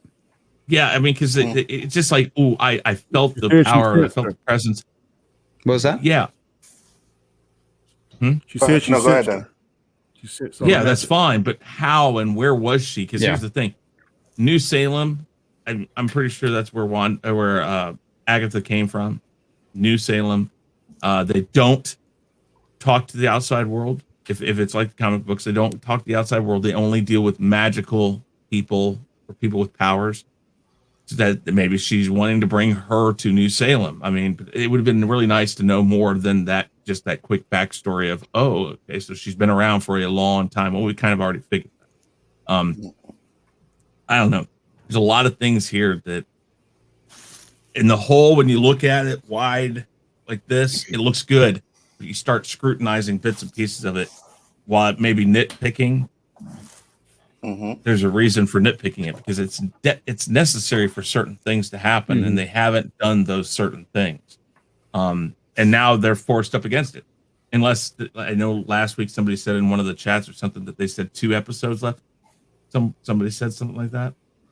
Well, there's 1 episode left, and then the last episode I heard is going to be like behind the scenes stuff. Okay, like what Mandalorian did. Okay. So 1 more episode left. Lots of stuff to complete. So they have to drop some of it. Just leave it with no answer. So I mean, I'm leaning now to the Beekeeper is probably toast unless he's a major part of this. But they've got to wrap up Hayward. Hayward's obviously got something to do. They've got to wrap up what's going between Wanda and Agatha. And by the looks of the previews, there's going to be some fight that Vision and Wanda. Vision obviously is going to know now that he's not real, but he wants to fight for it because it's something that they have together still. But who is that against? I mean, there's like at least four things that have got to have final answers in this. That's a lot. Because what is it? 30? Is it 43 minutes this time? It's gonna be 50 minutes according 50 to minutes. Danny said, yeah. So you have 13 minutes and 33 seconds, or 13 minutes and 23 of seconds credits. No, what I mean is that you've got literally 13 minutes for each one of these plot pieces that have to be answered. That's a lot. That's a very short amount of time to dig in as deep as they put themselves. So. All right. Nightwing said he had to go. No problem, Nightwing. Send me the link for your show, and I'll probably pop in there a little bit later. Not a problem. Laters, dude. Yeah, JJ, what about you? Yes. Well, you know, I actually liked the episode. I'm not looking as deep into it as everybody else is. You know, I've said this many times before. I don't know what the hell to look for. I don't know what the hell to expect. My biggest dislike of the entire show was no Monica. You know, we got plenty of Wanda, plenty of Agatha, but no Monica. That was my biggest downfall of the whole episode. Because, like I said, I like the education that we got with the episode. You know, but we didn't get to see everything. Because we still got Quicksilver and Monica, you know, at the end of the last episode. The hell was going on there? Because from my understanding, Agatha was Quicksilver. That was my understanding from the way she was describing it to Wanda. Now I may be wrong, but you know, who knows? Who knows? But yeah, I'm keeping it real simple. You know, that was the only thing I really didn't like about the episode. You know, no, they didn't touch on that in the slightest. You know, because I'm in agreement. There's one episode left, and there's a lot of shit that still needs to be happening. And I've got the same complaint that I had with both seasons of The Mandalorian. The episodes are not long enough. They need to do these shows in 1 hour episodes, nothing less, to tell a more complete story if they can. You know, that's pretty much it. I feel you. All right, comics. What did you not like? I felt like we got a lot of stuff we've already known about. I mean, specifically like from the other movies and whatnot. I do think that they did need to go and revisit some of the stuff, but they spent way too much time throughout this episode. Part of the issue at this point in the series, we should be hitting the crescendo before we hit the climax, and we're not getting that right now. So it's like we start having one, it started building up, and then it dropped, and it stayed flat. So for me, absolutely, as much as that we've had some reveals, and a lot of those reveals were stuff we already knew. And that's kind of disappointing to me. That there should have been a lot more to this episode. I liked it when we're like, holy shit, there's these reveals, and we're having that. It just kind of came out of nowhere, and we got a lot of that throughout earlier episodes in the season, and we're not getting that now. It's like the season has plateaued for me. And so, like I said previously, we have, I feel like, maybe 2 to 3 hours left of story that's going to be crammed in a single episode. And I don't think there's a lot of time to go and resolve everything. If they leave it at a cliffhanger, I'm not sure what they would do with that, other than maybe leading into another movie, which would kind of suck. This should be its own encapsulated thing, and it hopefully tells a complete story. But yeah, I have concerns with the finale at this point. Yeah, no, I feel you on that one. Point. It's like when the Americas went west and found gold, and you got the shifter, right? And you got this Wanda nugget, and you think you got a nice big nugget of gold in here, and you're sifting and you're sifting and you're sifting, and then all of a sudden you just realize you just got this little nugget. Now, no matter how shiny that little nugget is, you thought you had a big nugget, and then it all washes away. Well, it's like some of the theories I'm seeing in the chat, like from Flash and whatnot. It's like, yeah, having Hayward be Ultron, that would be pretty cool. I mean, that would be like that would have come out of nowhere. I mean, they're kind of setting him up as some form of antagonist, but I don't see it happening. You know, yeah, I think he's just I think he's just an asshole at this point. Is basically it. Great. Yeah, I think that again, it should be encapsulated, but obviously they have added way too much in here. again, maybe we are all overthinking this to an extent, and we're reading into it that they've got much more open-ended things than they actually do. Well, perhaps there's we come nothing out of this and we wrong go with- like, oh, okay, so that really had nothing to do with anything. It just was there. Yeah, I mean, it's nothing wrong with it taking part of the larger whole. Obviously, this is the MCU, right? It's a larger universe, but just because it's a part of this larger universe doesn't mean that the story can't be encapsulated. I think they're so focused on the next phase, the next phase, the next phase, they've forgotten how to tell a decent encapsulated story at this point. Well, and again, we keep on going down the road of this. Star Wars has had to deal with this. They got a little better the second time around. That TV series are much different than movies.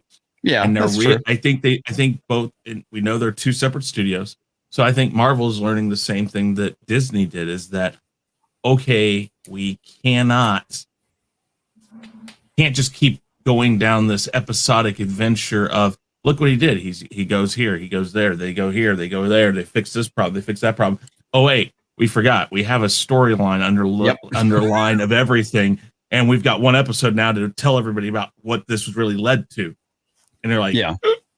Well, there's nothing wrong with having that meta story, the meta plot that they're kind of dealing with, but you gotta focus on, your actual story that you're trying to tell too. Absolutely. Mm-hmm.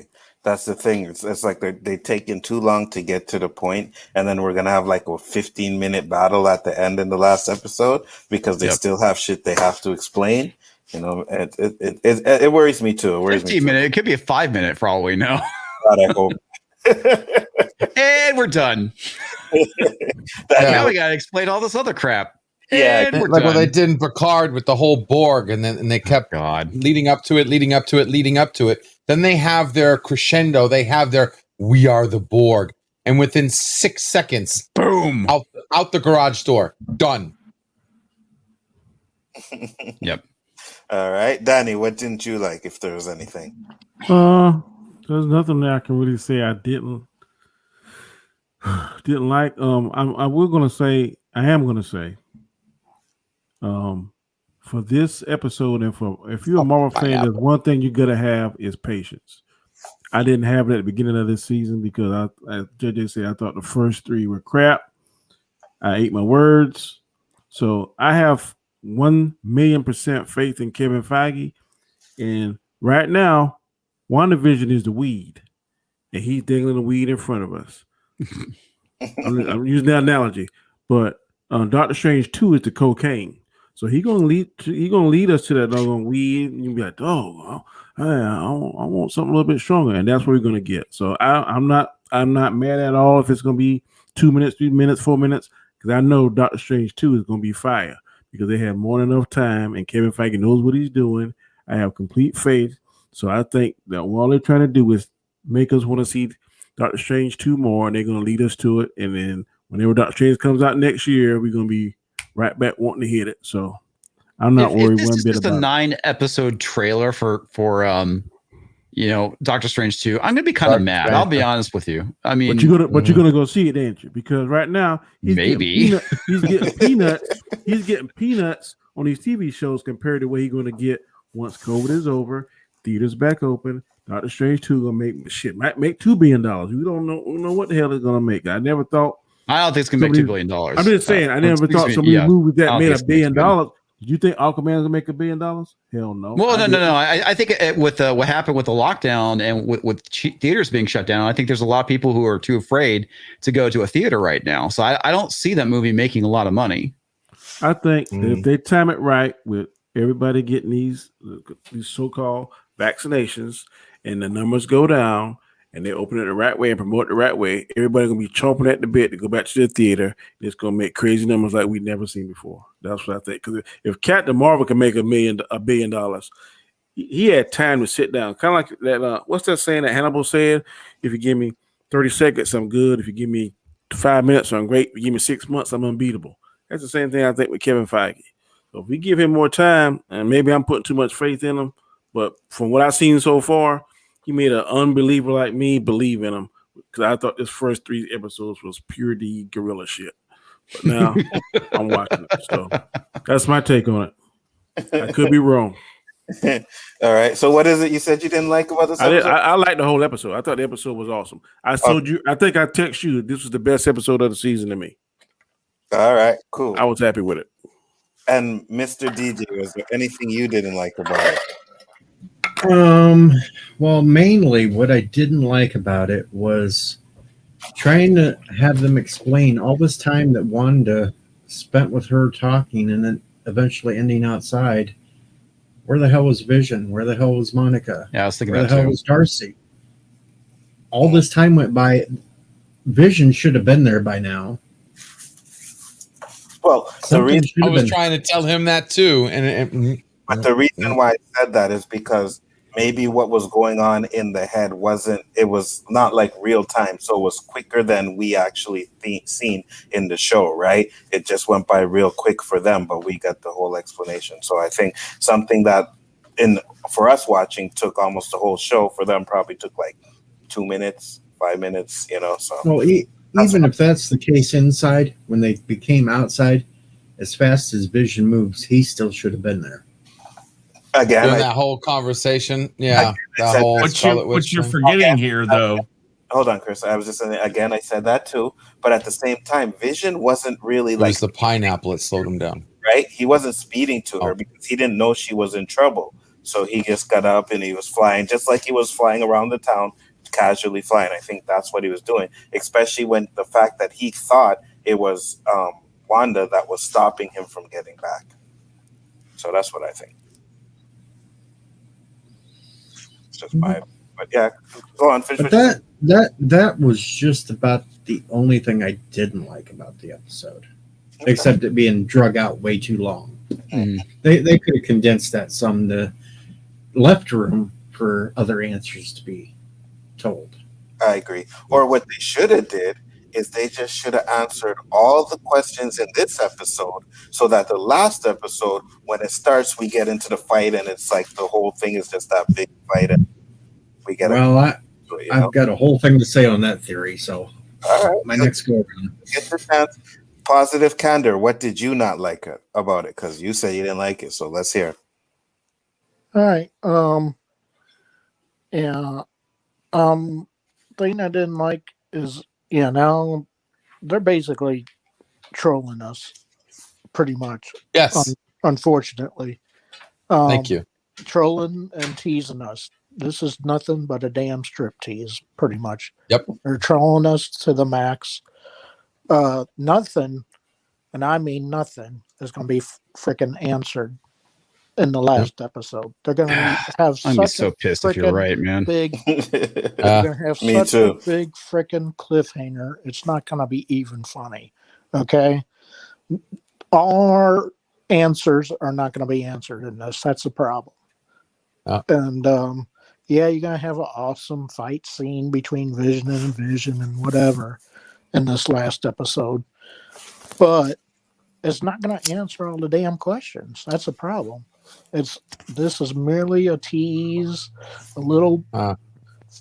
This is basically a freaking hex on everybody that's been watching it. Yeah. Mm-hmm.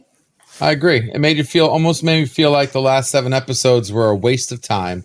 The answers that they gave us that we thought they were, they made them look smaller than what they were. They answered our questions by giving us the shittiest answer they could have given us. I mean, the only thing worse is the explanation for the burn. Okay, So when LDG everybody was is gonna guessing sit about here how and the be burn salty now. Because you know what, my episode would have been Jack smacking awesome if last And night's there it episode is, was right my there, theory. folks. Okay, let me tell you that right now. I'm LDG, you guys would and have I can loved write it. this shit better than them. And I warned you Damn about that. straight. I Damn warned you about that. straight. I told you. You're looking at this, and I asked you. I said, you don't think that they did in-game right, and you think they're going to do this right. Well, I'm not going to disagree with him on that either. Thank you. Thank you. I'll just disagree saying. with him. He said that, and I'm like, yet you're trusting them to do this right. Mm-hmm. By the way, you have my permission to fanazone me for agreeing with LDG. Do it. This is your opportunity. Comic, Have you ever got a Phantom Zone? No. This was Oh, the first one. shit. Oh, my God. I can't believe I didn't ever Phantom Zone. Well, you know what? Welcome to the team, brother.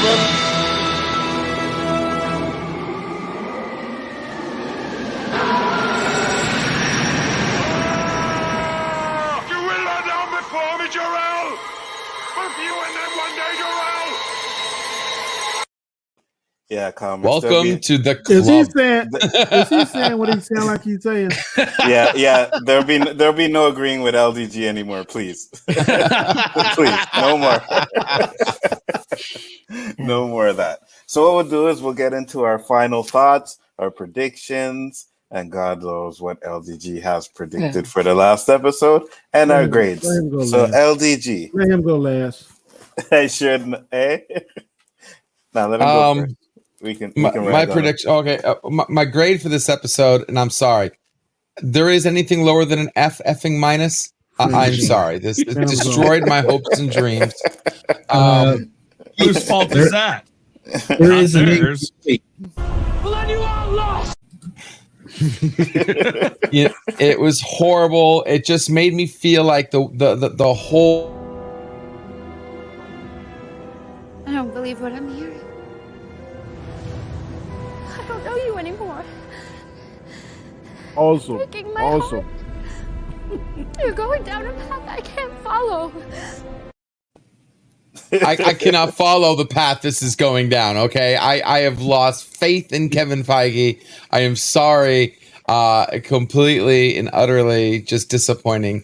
Where they're going to go from here? Theories. I mean, from what they set up, now that I see that all the cool stuff is now off the table and we're stuck with what's remaining, I'm pretty sure that we're still inside Agatha. We're still inside Monica's head. She wants the safe zone. So she's still under that protection spell, but she's inside her mind. Oh, so all the stuff that you're saying of her. Listen, I'm giving him a little, whatever left credit I have left to give Feige, okay? So we're going to find out she's still in the basement, but she's in her mind. She wants to know how, she wants her to unlock her powers in an area that she's not going to get burnt. So maybe she's still inside her mind. She's going to let her play her little game and try to help her so she can do what she needs to do. Because I still think the bunny, I think the bunny is Mephisto. I think we're still going to have a big bad. And then I think what's going to end up happening is that the outside sword is going to come in and have some battle. So we're going to have like two battles going on, like the perfect storm, right? We're going to have two storms that are going to collide with each other. And then ending in some kind of catastrophic where what's her name loses it, and that's maybe the hex. That's where the hex blows up, encompasses the entire world, and somehow throws this multiverse of madness in there. That's my best guess right now because honestly, I am effing clueless at this point. Yeah, that's because. Can I ask you a quick question? Yeah, go ahead, Danny. You have all the time. Because I'm not the sharpest knife in the drawer. I just want to make sure I understand this. You're not the dullest one either, though, Danny. I'm saying this to LDG. Now, Kevin Feige, who has made over 20 plus successful MCU movies, they're averaging almost $1 billion every time they come out. And you have no faith in this man because his direction didn't line up with yours. Did I understand that correctly? Well, I wouldn't say it's mine. Remember, my direction is what he gave us. Okay, I didn't just come up with these theories, and anybody who was in backstage or heard me talk, I really put the grindstone to it, okay? My theories were based on what he showed us on screen, and it made sense, and it lined up to a perfect ending to this story, and having some awesome cameos show up, had some awesome storytelling done. This was not, I just didn't magic rabbit out of the hat this stuff, okay? I mean, I really put the tooth to the grindstone on this, and he completely let us at one time there were 10 individuals on this panel. You're the only one out the 10 that's on this planet by yourself. If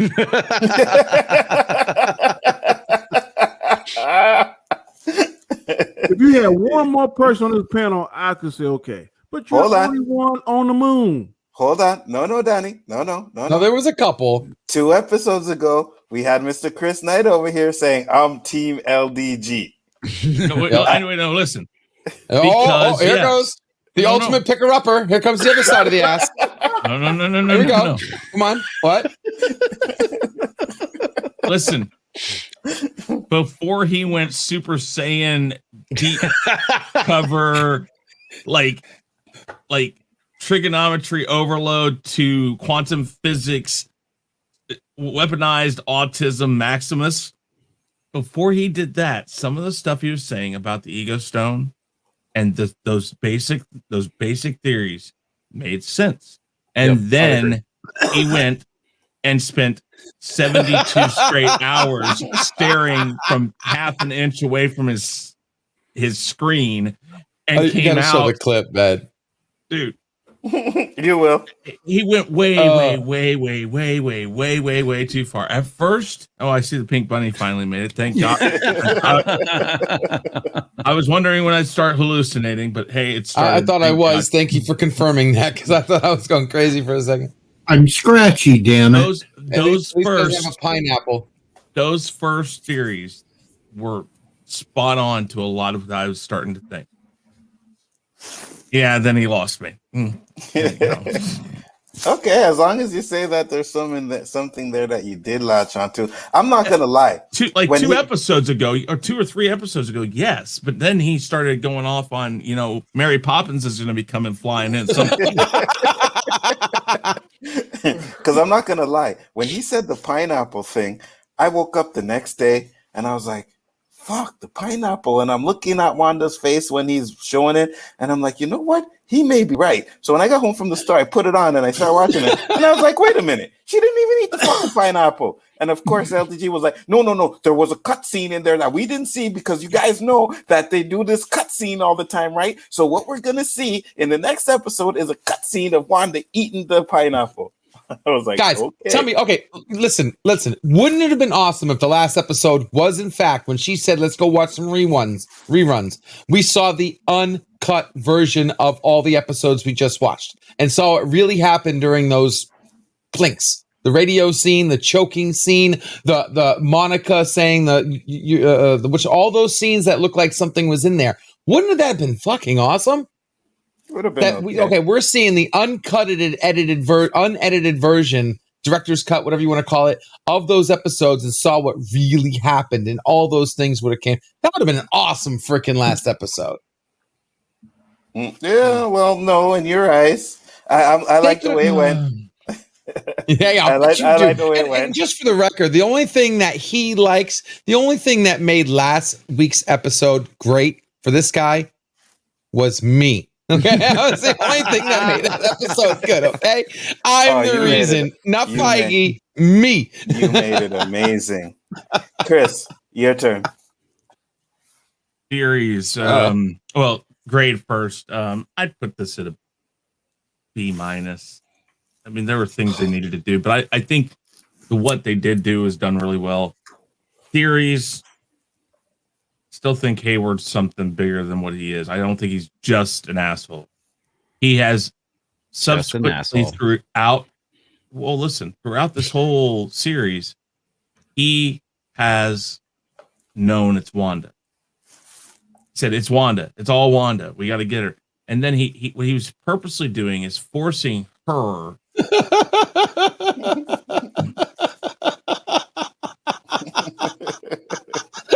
Don't worry. I got it queued up. WandaVision, my theories, nemesis, ego stone. Go ahead, Chris. All right. Whoops. I'm sorry. He was purposely getting her to do what he wanted, which was get that piece of power from her. He knows more about how she's able to do this than he's letting on. And I mean, I even said last week that I think he wants her there to bring back Vision. Well, that was true. It's just not the way that I thought it was. I thought she was going to do it right there and take him, which we found out was not what happened. But he's the one that put it in her mind that she can do it. He has been tracking that Vision for some reason. Maybe he's tracking Wanda's power more than anything because he needed that for the new Vision. but I'm really thinking that's going to come into play here.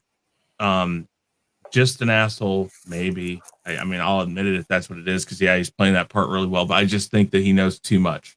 Nobody else has figured it out. Here they were, those whole 2 or 3 episodes in those tents, trying to figure out what was going on, and he knew. He knew. He was just trying to get her to do what he wanted, which was get that piece of, power from her, the magic of it. Also, when she put all the guns on him, I said then, she focused on him like she knew. She looked at him and said, "It was." Well, he's in charge. I mean, it makes sense for him to do that, though. But wait, the other people, listen. All you do is turn. I mean, Magneto did it. He turned guns around on everybody to make sure he had cover. She was focused on just him. I mean, how do we know there's not a guy across this way that has a gun that can't shoot right at her? Would it have done any good? I don't know. But she's not paying attention to anything but him. Her focus is on him. And if her magic is telling her that, again, they're focusing on Hayward. Perhaps, yes, it's a red herring, because there's been several red herrings in a sense, that flip of the script from it being Agatha. Now we know it's Wanda, but Agatha is a magical person. She was pulling the strings, but she wasn't behind everything. I think Hayward is just a guy to try. Because if he had any kind of powers, and if he was trying to bring back Vision, I think he would have done it himself. Specifically, if he was Mephisto, I'm pretty sure Mephisto probably could have raised him. That's a good point. Possibly, but perhaps he didn't want to. There might be some reason, because again, if we're figuring out now in the MCU universe, not us, but in the MCU universe, we're figuring out just now that this is the Scarlet Witch. Because remember, he keeps on saying, what's her name? What's this and that? It's like he knows, but just the same as Agatha, they're trying to figure out how. Mm-hmm. And perhaps that's the whole purpose of not doing it himself. He's a time traveler. That's why he wants to. Oh, shut up! When you get your chance, you can say. He doesn't know what time period he's in. That's why. Does she have a name yet? No. Okay. No. I think must be in 1985. I think he's trying to get her to use these powers so he can set off a chain of events. We know this is going to lead to the multiverse of madness. And if she's the one that can open it, and these people want that to happen, perhaps they need her to do it. And the only way to do that is to consistently pressure her to the point like what happened when she expanded the hex. She had no other choice at that moment than to just boom, and it expanded. It's those moments of her back's against the wall, and this is the only thing she can do. And those are leading to certain things happening in this. So everything these people are they're doing to her is forcing her to use her powers in a way that she doesn't understand, and she obviously isn't fully in control of. This will lead to the multiverse of madness. At least that's our theory, most of our theories. I think that's the whole point. If he did it himself, well, no problem, but that's not his ultimate goal. If he is Mephisto, if he is somebody else that is a part of this story, and maybe even if he is just the director of S.H.I.E.L.D. and he's an asshole, he still knows something. That if that's an end game of this, well, it makes sense if he's the director's sword that he would know something. But if that's the end game of it, the end game of it. It still makes sense that he wouldn't put the work in. He needs her to do the work. So everything these people are doing is forcing her, and I think, in a sense, that Monica Rambeau has figured that out, because she's trying to save Wanda. She's trying to get to Wanda and say, "Hey, don't do it." I don't know if she's figured out everything, but I think what you're going to see is that they're trying to. It's going to come to a head, and I think your final cliffhanger moment's going to be boom, much like Anzo has said. It's going to be a boom, multiverse of madness. Something's going to happen. Our cameo is going to be somebody from the multiverse coming into this, and everybody's going to go, "Oh shit, fade to black, done." Now you got to wait. And that's kind of where I'm leading. I still think Mephisto could be a part of this. I'm not. Scratchy. Well, and that's not a dream. That's not made up. That's Agatha saying, yes. Like, the senior. My father is the same name as me, and he's called Senior. My name, Senior. Father. Listen, yes, Senior Scratchy. Did she say Senior or Senior? Senior. Oh yeah, that's the question. Yeah. Senior. Yeah, because I thought she said Senior Scratchy. Yeah. Okay, listen, that Senior. bunny might have a lot to do with it because yes, her son, all that stuff, maybe that gets played into it. Again, at some point, Disney and Marvel have to stop and say, wait a minute, can't add any more stuff. So the chances of that absolutely happening, it's going to be a quick, oh, look, it was my son. Boom, done. Move on to the next thing. I mean, how many more things are we going to add to this? Yes, I understand where you're coming with that, LDG. It would make sense. You just don't have the time to really explore that fully. Maybe for a later thing, if she becomes a major part of this whole MCU, if Agatha becomes a major part of this MCU thing, you can go ahead and add that in. Maybe they give Agatha her own series where we find out about that stuff before this stuff happened. I don't know. There's a lot of things there. I think they still need to answer what the mailman and the beekeeper have to do with this. They may not, but I think we're narrowing this down that this is Hayward, Agatha, and Wanda. We're going to see some of Monica Rambeau's powers. We might find out that Darcy has powers now. We all kind of expect it, but I'm not sure they're going to do that.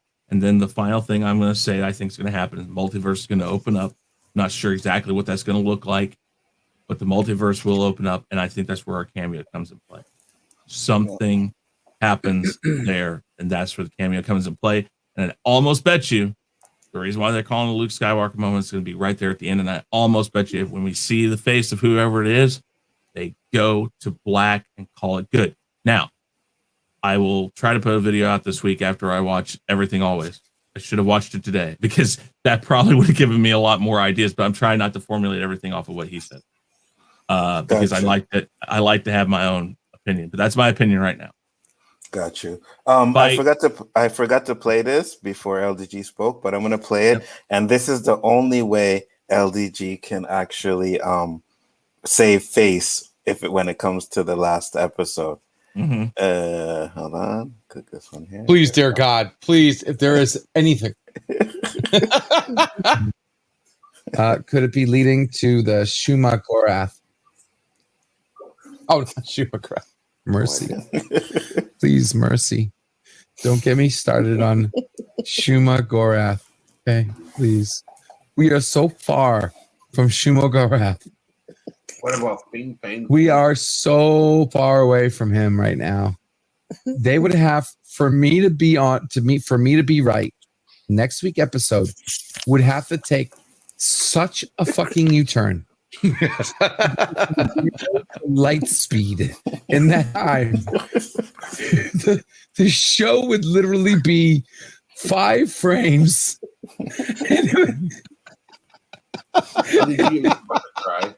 Like the first, yes, I am. The first frame would literally have to be Wanda waking up. The second frame would have to be Iron Man, Captain Marvel, the Cuckoo Twins, Ultron. I can't see right now. I can't see right now. I'm going Clive.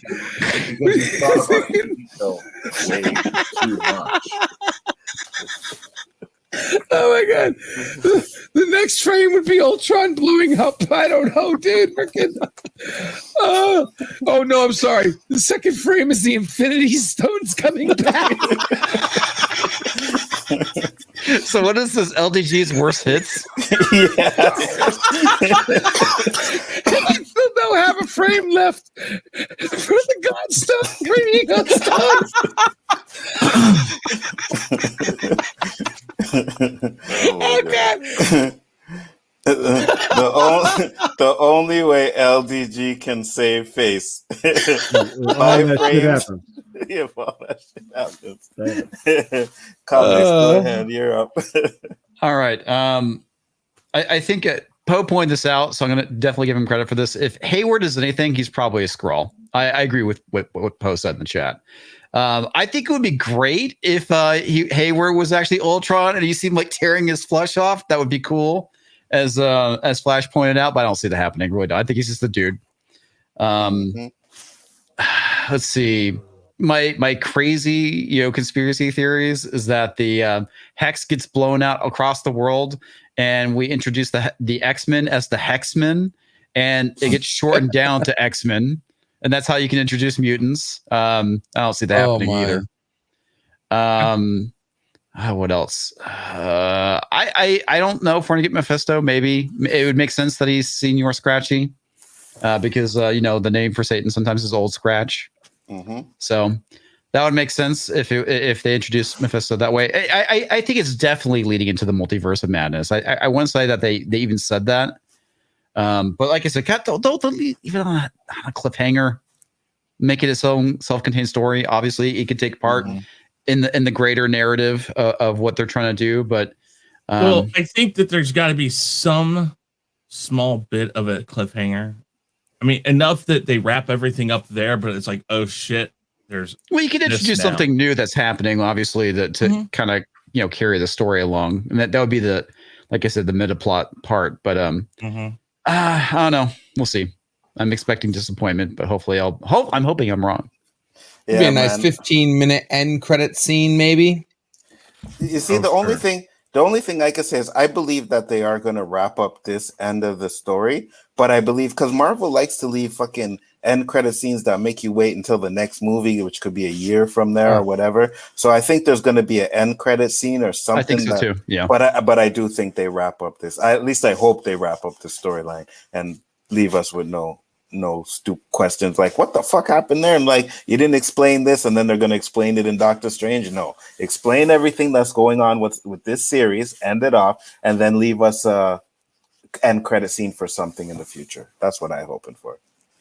JJ, you are up if you're there. Birth to JJ. JJ. What are they doing to JJ? Danny, it's not Iron Man, JJ. No, it's not. Yeah, no, it's not. Sorry, I'm like I said before the show. I'm just dealing with a little pain at the moment. Hope you feel better. Oh well, yeah. It's just gonna take time.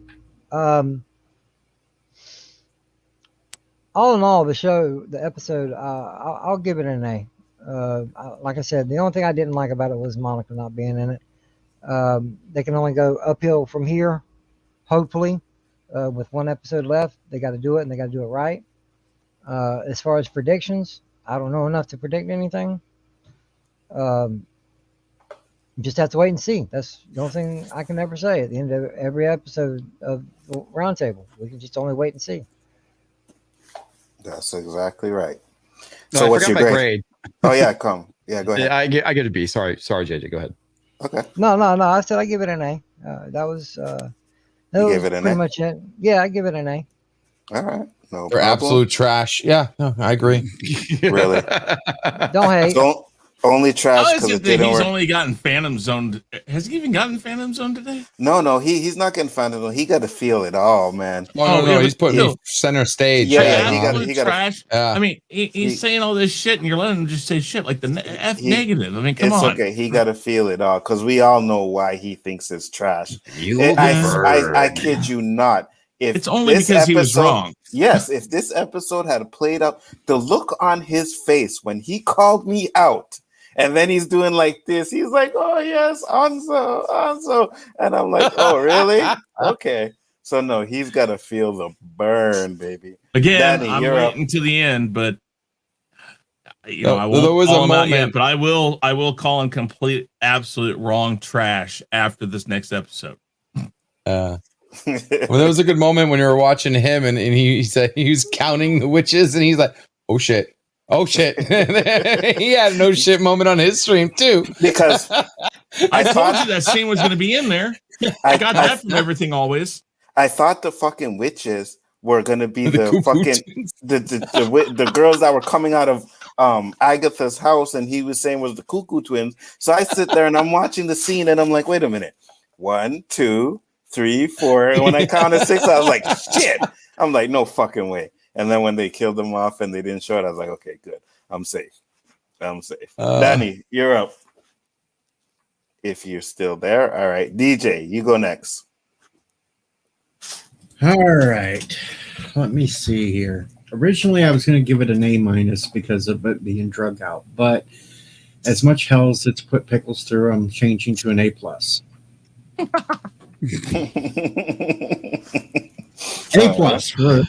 for pickle abuse. I agree. My predictions of what's going to happen. You're going to get this clustered mess of them trying to wrap things up in this last 50 minutes. Yeah. And you'll have Strange showing up near the end of it, but that's not going to be the big reveal. The big reveal will be a mid-credit scene, post-credit scene. You will see Spider-Man swinging by in Manhattan, and then you will see either Maguire or Garfield's Spider-Man sitting there pulling his mask off saying, "Who's that?" And that's going to be the setup because Strange is in Spider-Man. Yes. You've got all this multiverse stuff going on in Spider-Man because they've already said all 3 Spider-Men will be in it. All these villains from the Spider-Man movies, cross-platforms, are going to be in it. It's going to be the setup for then Multiverse of Madness. Something's going to happen in the big fight at the end of this, which I don't think is going to be that big as they're saying. I think that's all smoke that they've been blowing too, because there's no way they're going to pack more CGI in a 50-minute episode than they did Endgame and all that. It's all smoke. And that's going to be your post-credit. It's going to be the setup for Spider-Man, and Spider-Man with Doctor Strange will be the whole setup for Multiverse of Madness. Makes sense to me. You got Spider-Man in December, and then you got Multiverse of Madness March next year. No, that's not a Luke Skywalker moment. Again, anything that has to do with stuff that they're in right now. Full-on introduction of a new person. Skywalker moment. I do not think there is a Luke Skywalker moment. Yeah, I don't see why you do. I don't see why you say that if you're not going to do it. Again, so let me. Okay, I'll tell you this too. Paul Bettany said he's never worked with an actor before, and he's going to finally get to work with an actor that he's never worked with before. People are saying that he was talking about himself because he's going to be playing the White Vision. Oh, yeah. He's trolling. Yeah. He's trolling. And that might be. I can believe that more than anything, but that to me, even then, isn't a full-on. And I don't think there is a Skywalker moment. I think they just said that because that was the big thing to say at the time. Yeah, I think you're right, man. Where do they gain anything for that? Remember, this is stuff that has to go right for Disney. This isn't just stuff you can just throw out. Listen, I think when you say that, it may not build up to be as big as a Luke Skywalker moment, but I still think you're going to do an introduction. I will give you that perhaps it's the White Vision or the Gray Vision, whatever you want to call him. I'll give it that. That's not to me a full-on Skywalker moment, but it was kind of a wow. Okay, so who is this in the Hex? That was. I think it's a big Skywalker moment though if you see 2 Spider-Mans in a end credit scene together. No, because I just think that I don't know. I don't count that because they're already established characters. I think that and like I said again, White Vision, Gray Vision, whatever. He's not an established character yet, and he is a kind of a part of this whole storyline that they're kind of playing with. So it works. So let me ask this: what if White Vision, when he goes into the bubble, turns into Ultron? Like he looks like Ultron. Would you consider that a Skywalker moment?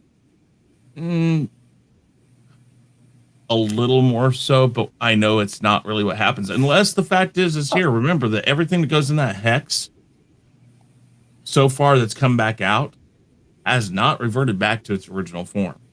Exactly.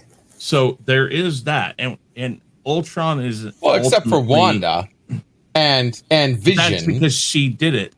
And Vision went out, but he was a part of the hex. And things that went in not necessarily changed. No, listen, his form the hex gave him was of himself. So when he goes out, of course it's not going to change. But it's also why the hex was trying to pull him back in. Yeah, Mm-hmm. why he Piece was by having piece. such a hard time. Yeah. But I think that the Ultron part, I guess you could bring him back. I mean, but I don't know what the I don't point see of that how they're is. going to get Ultron. I mean, wasn't you the one that said that what's his name was in the credit scenes?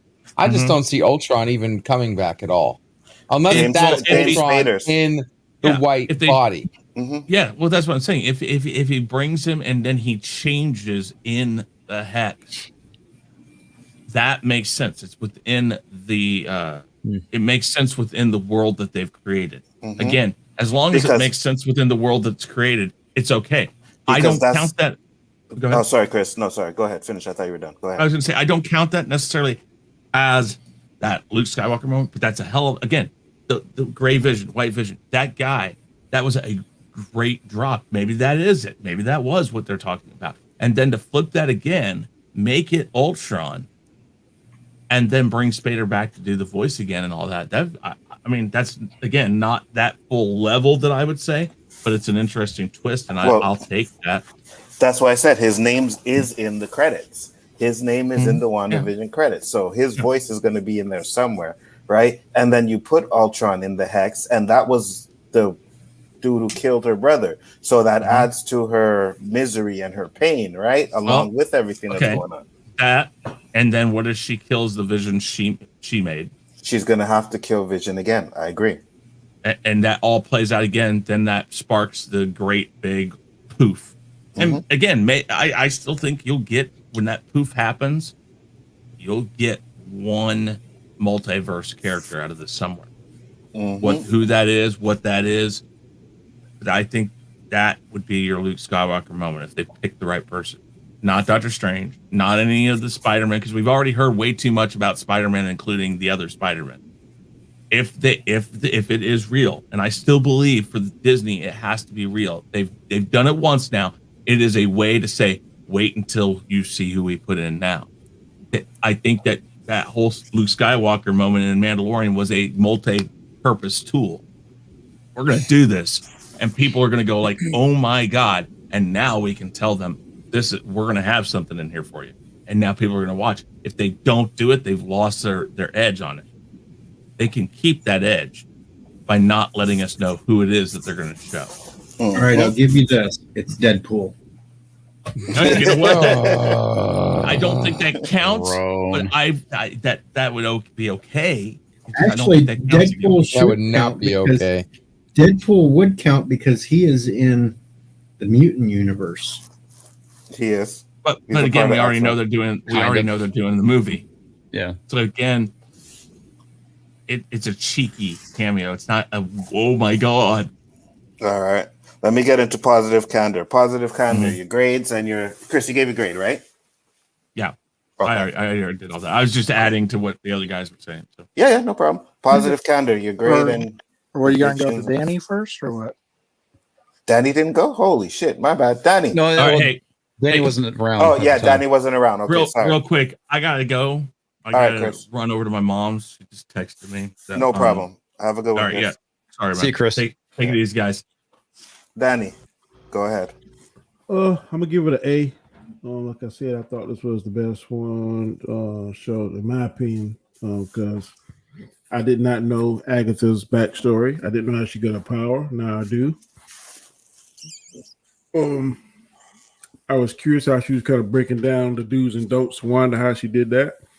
Kind of like why would she tell her all that kind of stuff unless her ultimate goal is for her to try to turn that power against her, and she's suck it and steal away like she did the other witches. I don't think she's strong enough to do that, but I don't know what the exact extent of her power. And she did say that makes you the Scarlet Witch, not a Scarlet Witch. So there's only one. So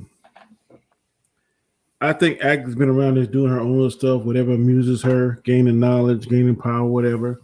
And she sensed this. So I don't even know if Mephisto's even involved.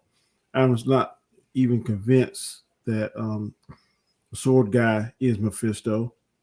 I just think he's a asshole that knows a lot of stuff because he's in a position of power and position of having knowledge and stuff out there and be privy to information that a normal person wouldn't have. So I'm still not convinced that Mephisto. In my mind right now, the only thing that's going to be a Luke Skywalker moment to me is they show Professor X. I know some people are leaning towards Patrick Stewart. I'm leaning towards James McAvoy. I'd rather see him than see him maybe in Cerebro and he could feel what's going on. And then when we see him pop up there and he does some of his stuff to try to help Wanda when she's in a weakened state or whatever, I'm not sure. Or what they might do is like a lot of movies are doing now is they show us the big baddie and then they go like 6 hours earlier and show the whole thing back. I wouldn't be mad at that either. So if they do that, I don't know whether people would like it or not. I don't know if it would have more shock value. If we see who the big baddie they're talking about, then they rewind it and show us how we get to that point. Sometimes that's effective too. So my predictions is I don't have a clue. I don't have a fucking clue. I'm sitting back and enjoy the ride. I like that finally basic math has won over calculus and trigonometry. That pleases me. So far. That pleases me greatly. So I'm just going to sit back and enjoy it like it was meant to do. No problem. And last but not least, positive candor. Okay. I mean, I'm still going to be generous with my grade. I'll give it a C. Because I don't want to give anything below that, even if I didn't like it as much as I guess other people did. The thing that they're really changing the most, and obviously they'll deal with this probably more in Doctor Strange too, because if you only got 50 minutes left, there's, like I said, there's just not enough time to explain everything. So you're gonna, unfortunately, you're gonna have your big cliffhanger to me at the end, and then you reveal some big bad. I think in the end credit scene, would love it to be. I'm going to keep going with it. Mark Hamill as Nightmare or whoever, Mephisto. Mark Hamill is that would be funny. That would be the Luke Skywalker moment, though. Yep, certainly would be. Or even, I mean, there's three possibilities. Could be Mephisto, Nightmare, or Chatan. It's one of those three. Okay. Because all three of them pretty much are considered demons, okay? Chatan is now more of a possibility because of the whole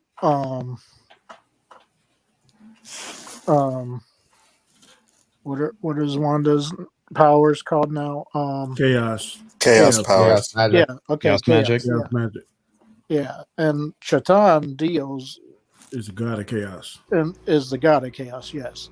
So that brings him more to the forefront just because of that. I don't know if it's good or bad that they're basically retconning Scarlet Witch. To be, because this is what they're basically retconning Scarlet Witch to be the biggest, baddest one out there now.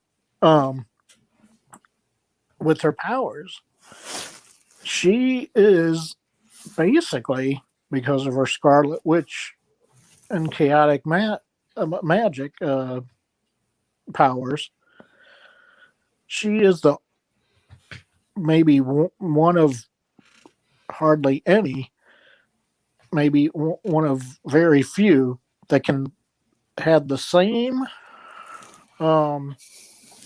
be the same person in multiple realities. Okay.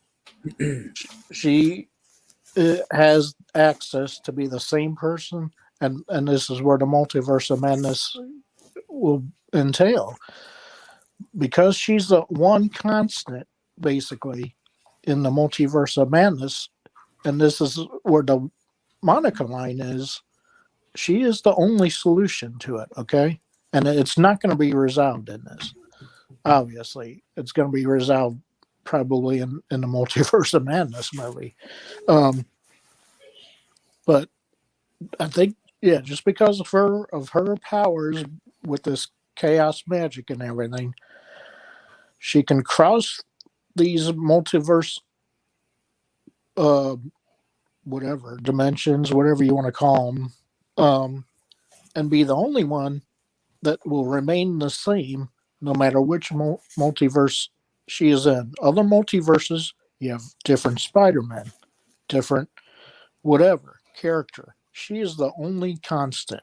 And to me, that makes her more powerful than pretty much anything besides your Mephisto or whoever, that they would eventually throw out there. Okay? Because now you're talking about someone who has basically the ability to frickin' fling somebody into a multiverse to get rid of them. She is that powerful, or will be, to me. Had that ability. Doctor Strange will probably be able to break her out of it temporarily at the end of the last episode. But she is going to go full Scarlet Witch, basically, and be the baddie, obviously, in Doctor Strange, too. And I think Mordo, whatever, the bad guy who was in the original Doctor Strange, who turned bad, who also is a wizard that likes stealing people's powers, basically, might show up in this, too. I mean, it'll be a very brief moment if he does. Because I think, and if Agatha, I think she will survive. I think, you're going to get a Vision versus Vision fight scene. There's no doubt about that.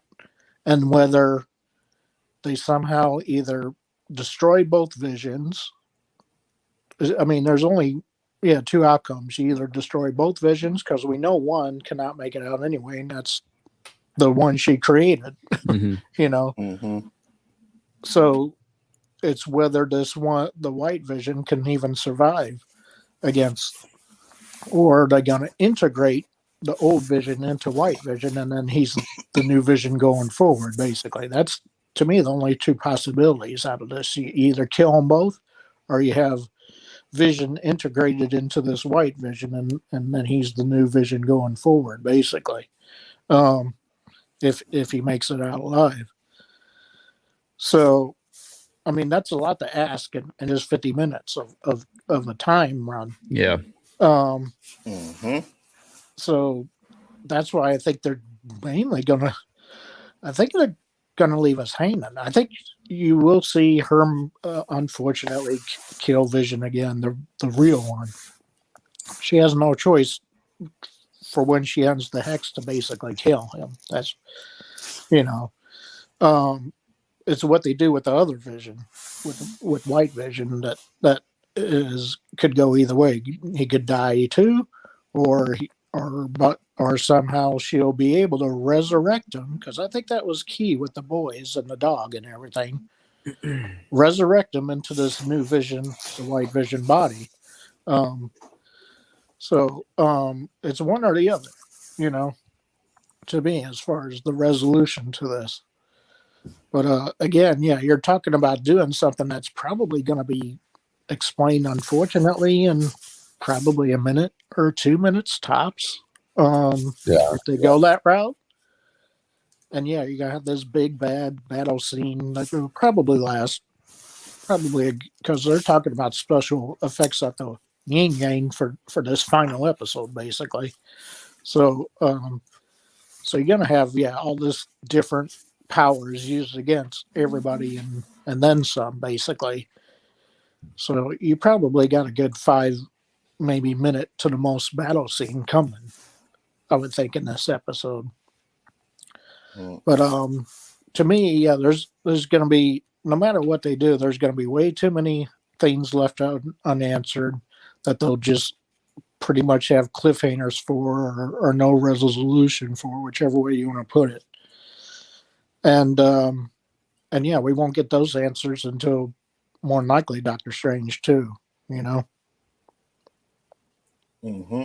Absolutely. All right. So my grade, I am giving it an A.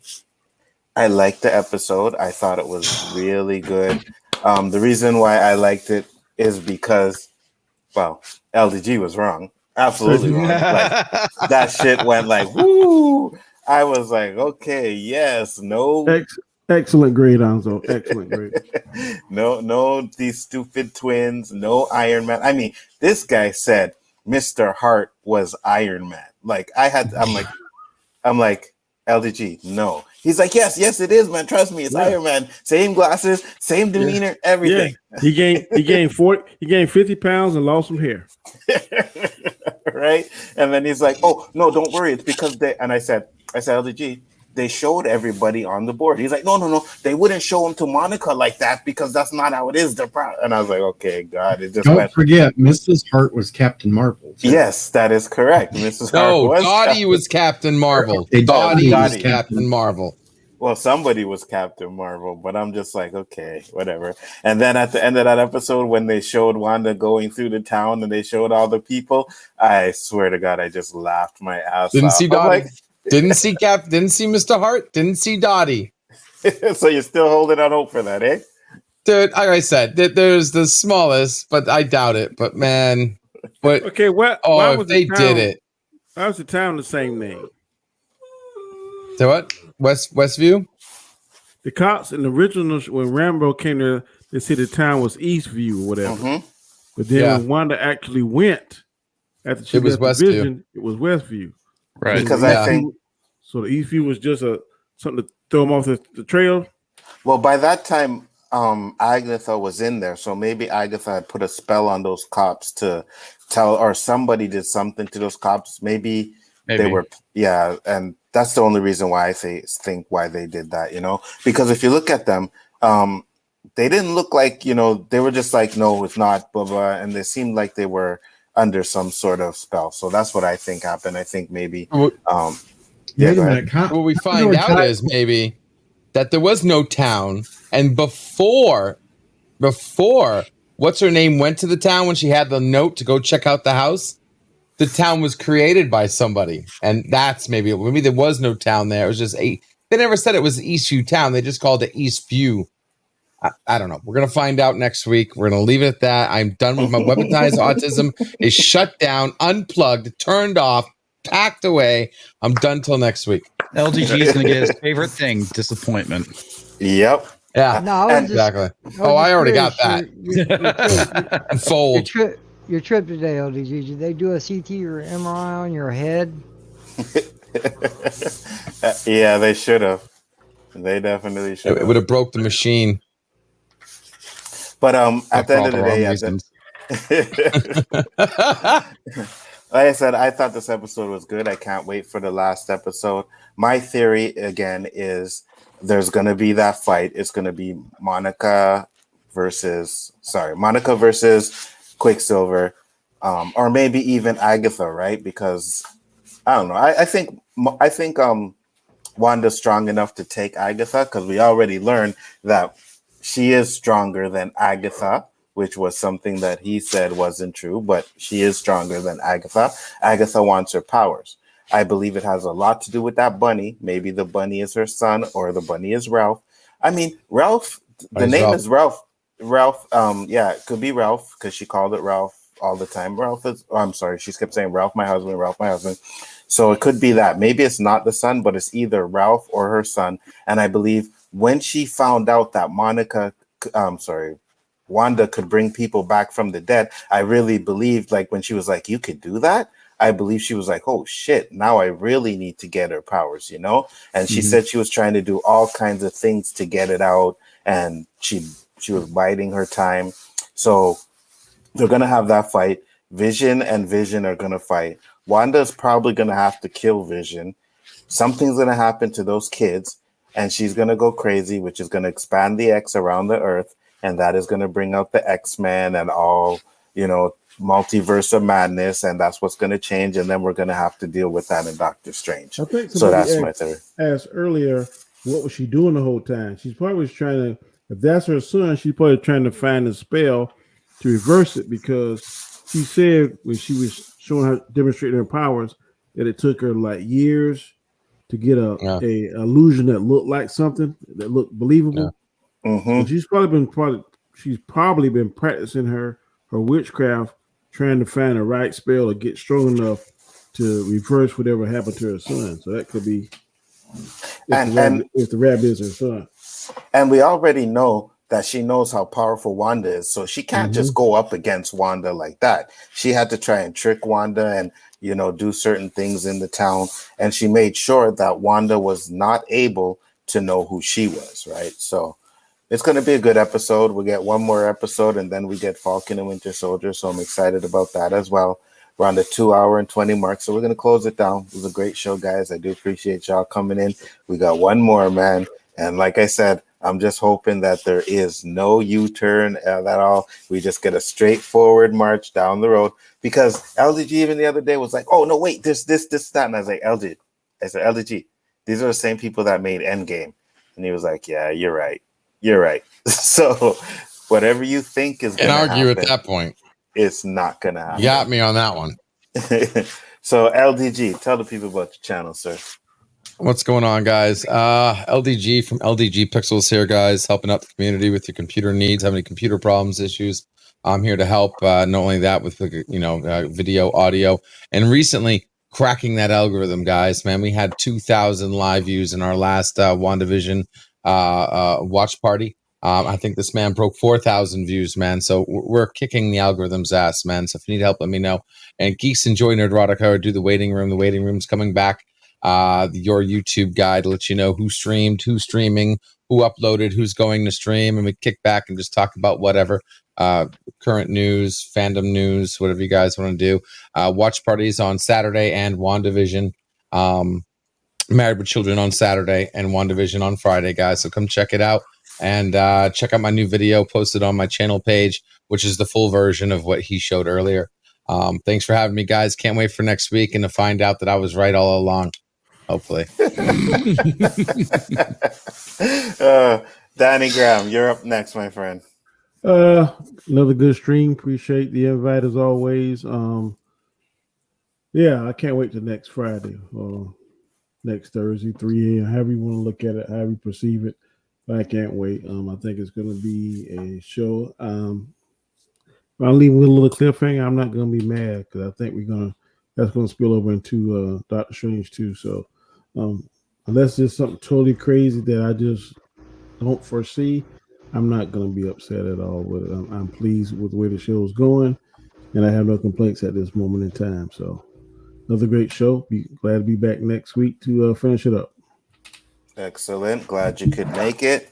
Deej. Yeah, I'm your demented pink bunny. You find me here, there, everywhere. You find me on my channel just talking about random things and a lot of the shows that nobody else wants to cover. And lately, birthday greetings for random people for some reason. I heard about that. Good stuff, man. Excellent. And comic? First off, I gotta say, Danny, you're absolutely correct. Spider-Man: No Way Home is scheduled for 2021, which I'm actually rather shocked about. So, is it really? Yeah, it actually is. I checked the IMDb about. That wasn't me. IMDb for it. Oh, wasn't you? Okay, I thought it was you. That was Deej. Oh, Deej. Oh, it was Deej. Okay, Deej, you were correct. Okay. Spider-Man December, Doctor Strange March next year. Okay. I'm actually rather surprised about that. Anyway, hello everyone. I'm Comics Vision. You can follow me on YouTube's as Comics Vision, along with my Minds and Twitter account. I stream every Tuesday and Thursday. No, sorry, Monday and Thursday. There we go. Let me get my days straight here. And occasionally I release a video. Yeah, I know the feeling, man. I like streaming, releasing the videos. It's like, oh God, I got to edit and I got to make sure I say everything correctly. But I'm trying. It's a pain. Yeah, it is. I'm trying to get my videos out more though. And JJ, you are next. What's going on, everybody? It's your boy JJ. I'm not going to say too much about myself, but I am going to say about the people on the panel. Like, share, subscribe to all these people that got great content. Click the bell. Let's everybody know if the notifications are working, that they come out with new content or live streams or stuff, man. And without you guys, we can't grow as a channel. Tell your friends, tell your family, hey, I saw this great show, have them come check us out. Word of mouth, because without you guys, we don't have a show. I appreciate everybody showing up in the chat each and every week, whether it's Chaos List, the Roundtable, or whatever else Hanzo's got going on, and whatever Danny's got going on, and Deej and comics, even Positive, Candor, even myself. When you guys come around and support us, it means a lot to us. I just want everybody to know that, and thanks for coming, everybody. I had a blast tonight. JJ, you didn't say it the proper way. That's fine. I said it my way. Yeah. I haven't had a chance to say it that much lately, so I apologize. Apologize there, Deej. Oh wait, Deej. Yeah, there you go. But yeah, thanks everybody. We greatly appreciate it. No problem. Glad you could make it. Hope you feel better. Positive Candor. Last but not least, my friend. All right. Positive Candor here. You can find me on YouTube at Positive Candor, on Twitter at Positive Candor. And one thing else is this episode basically proved that the people in the commercial were not our parents, right? That the two main people that have continued to be in all the commercials are not her parents, based on this past episode. So I know LGG was saying Doctor Strange and Agatha. Doctor Strange and Agatha, but we never did find out who those two people represented, huh? But I'm more inclined to go with Doctor Strange and the Ancient One rather than Agatha, but whatever. I guess we'll see. That was either Agatha or the Ancient One, because that last episode looked just like her, but yeah.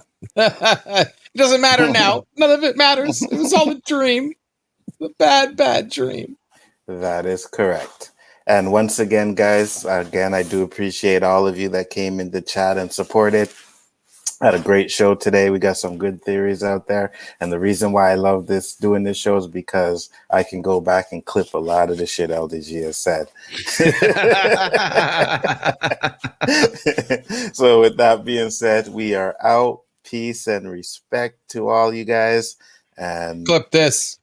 We are an unusual couple, you know. Oh, I don't think that was ever in question. The greatest trick the devil ever pulled was convincing the world he didn't exist. And like that,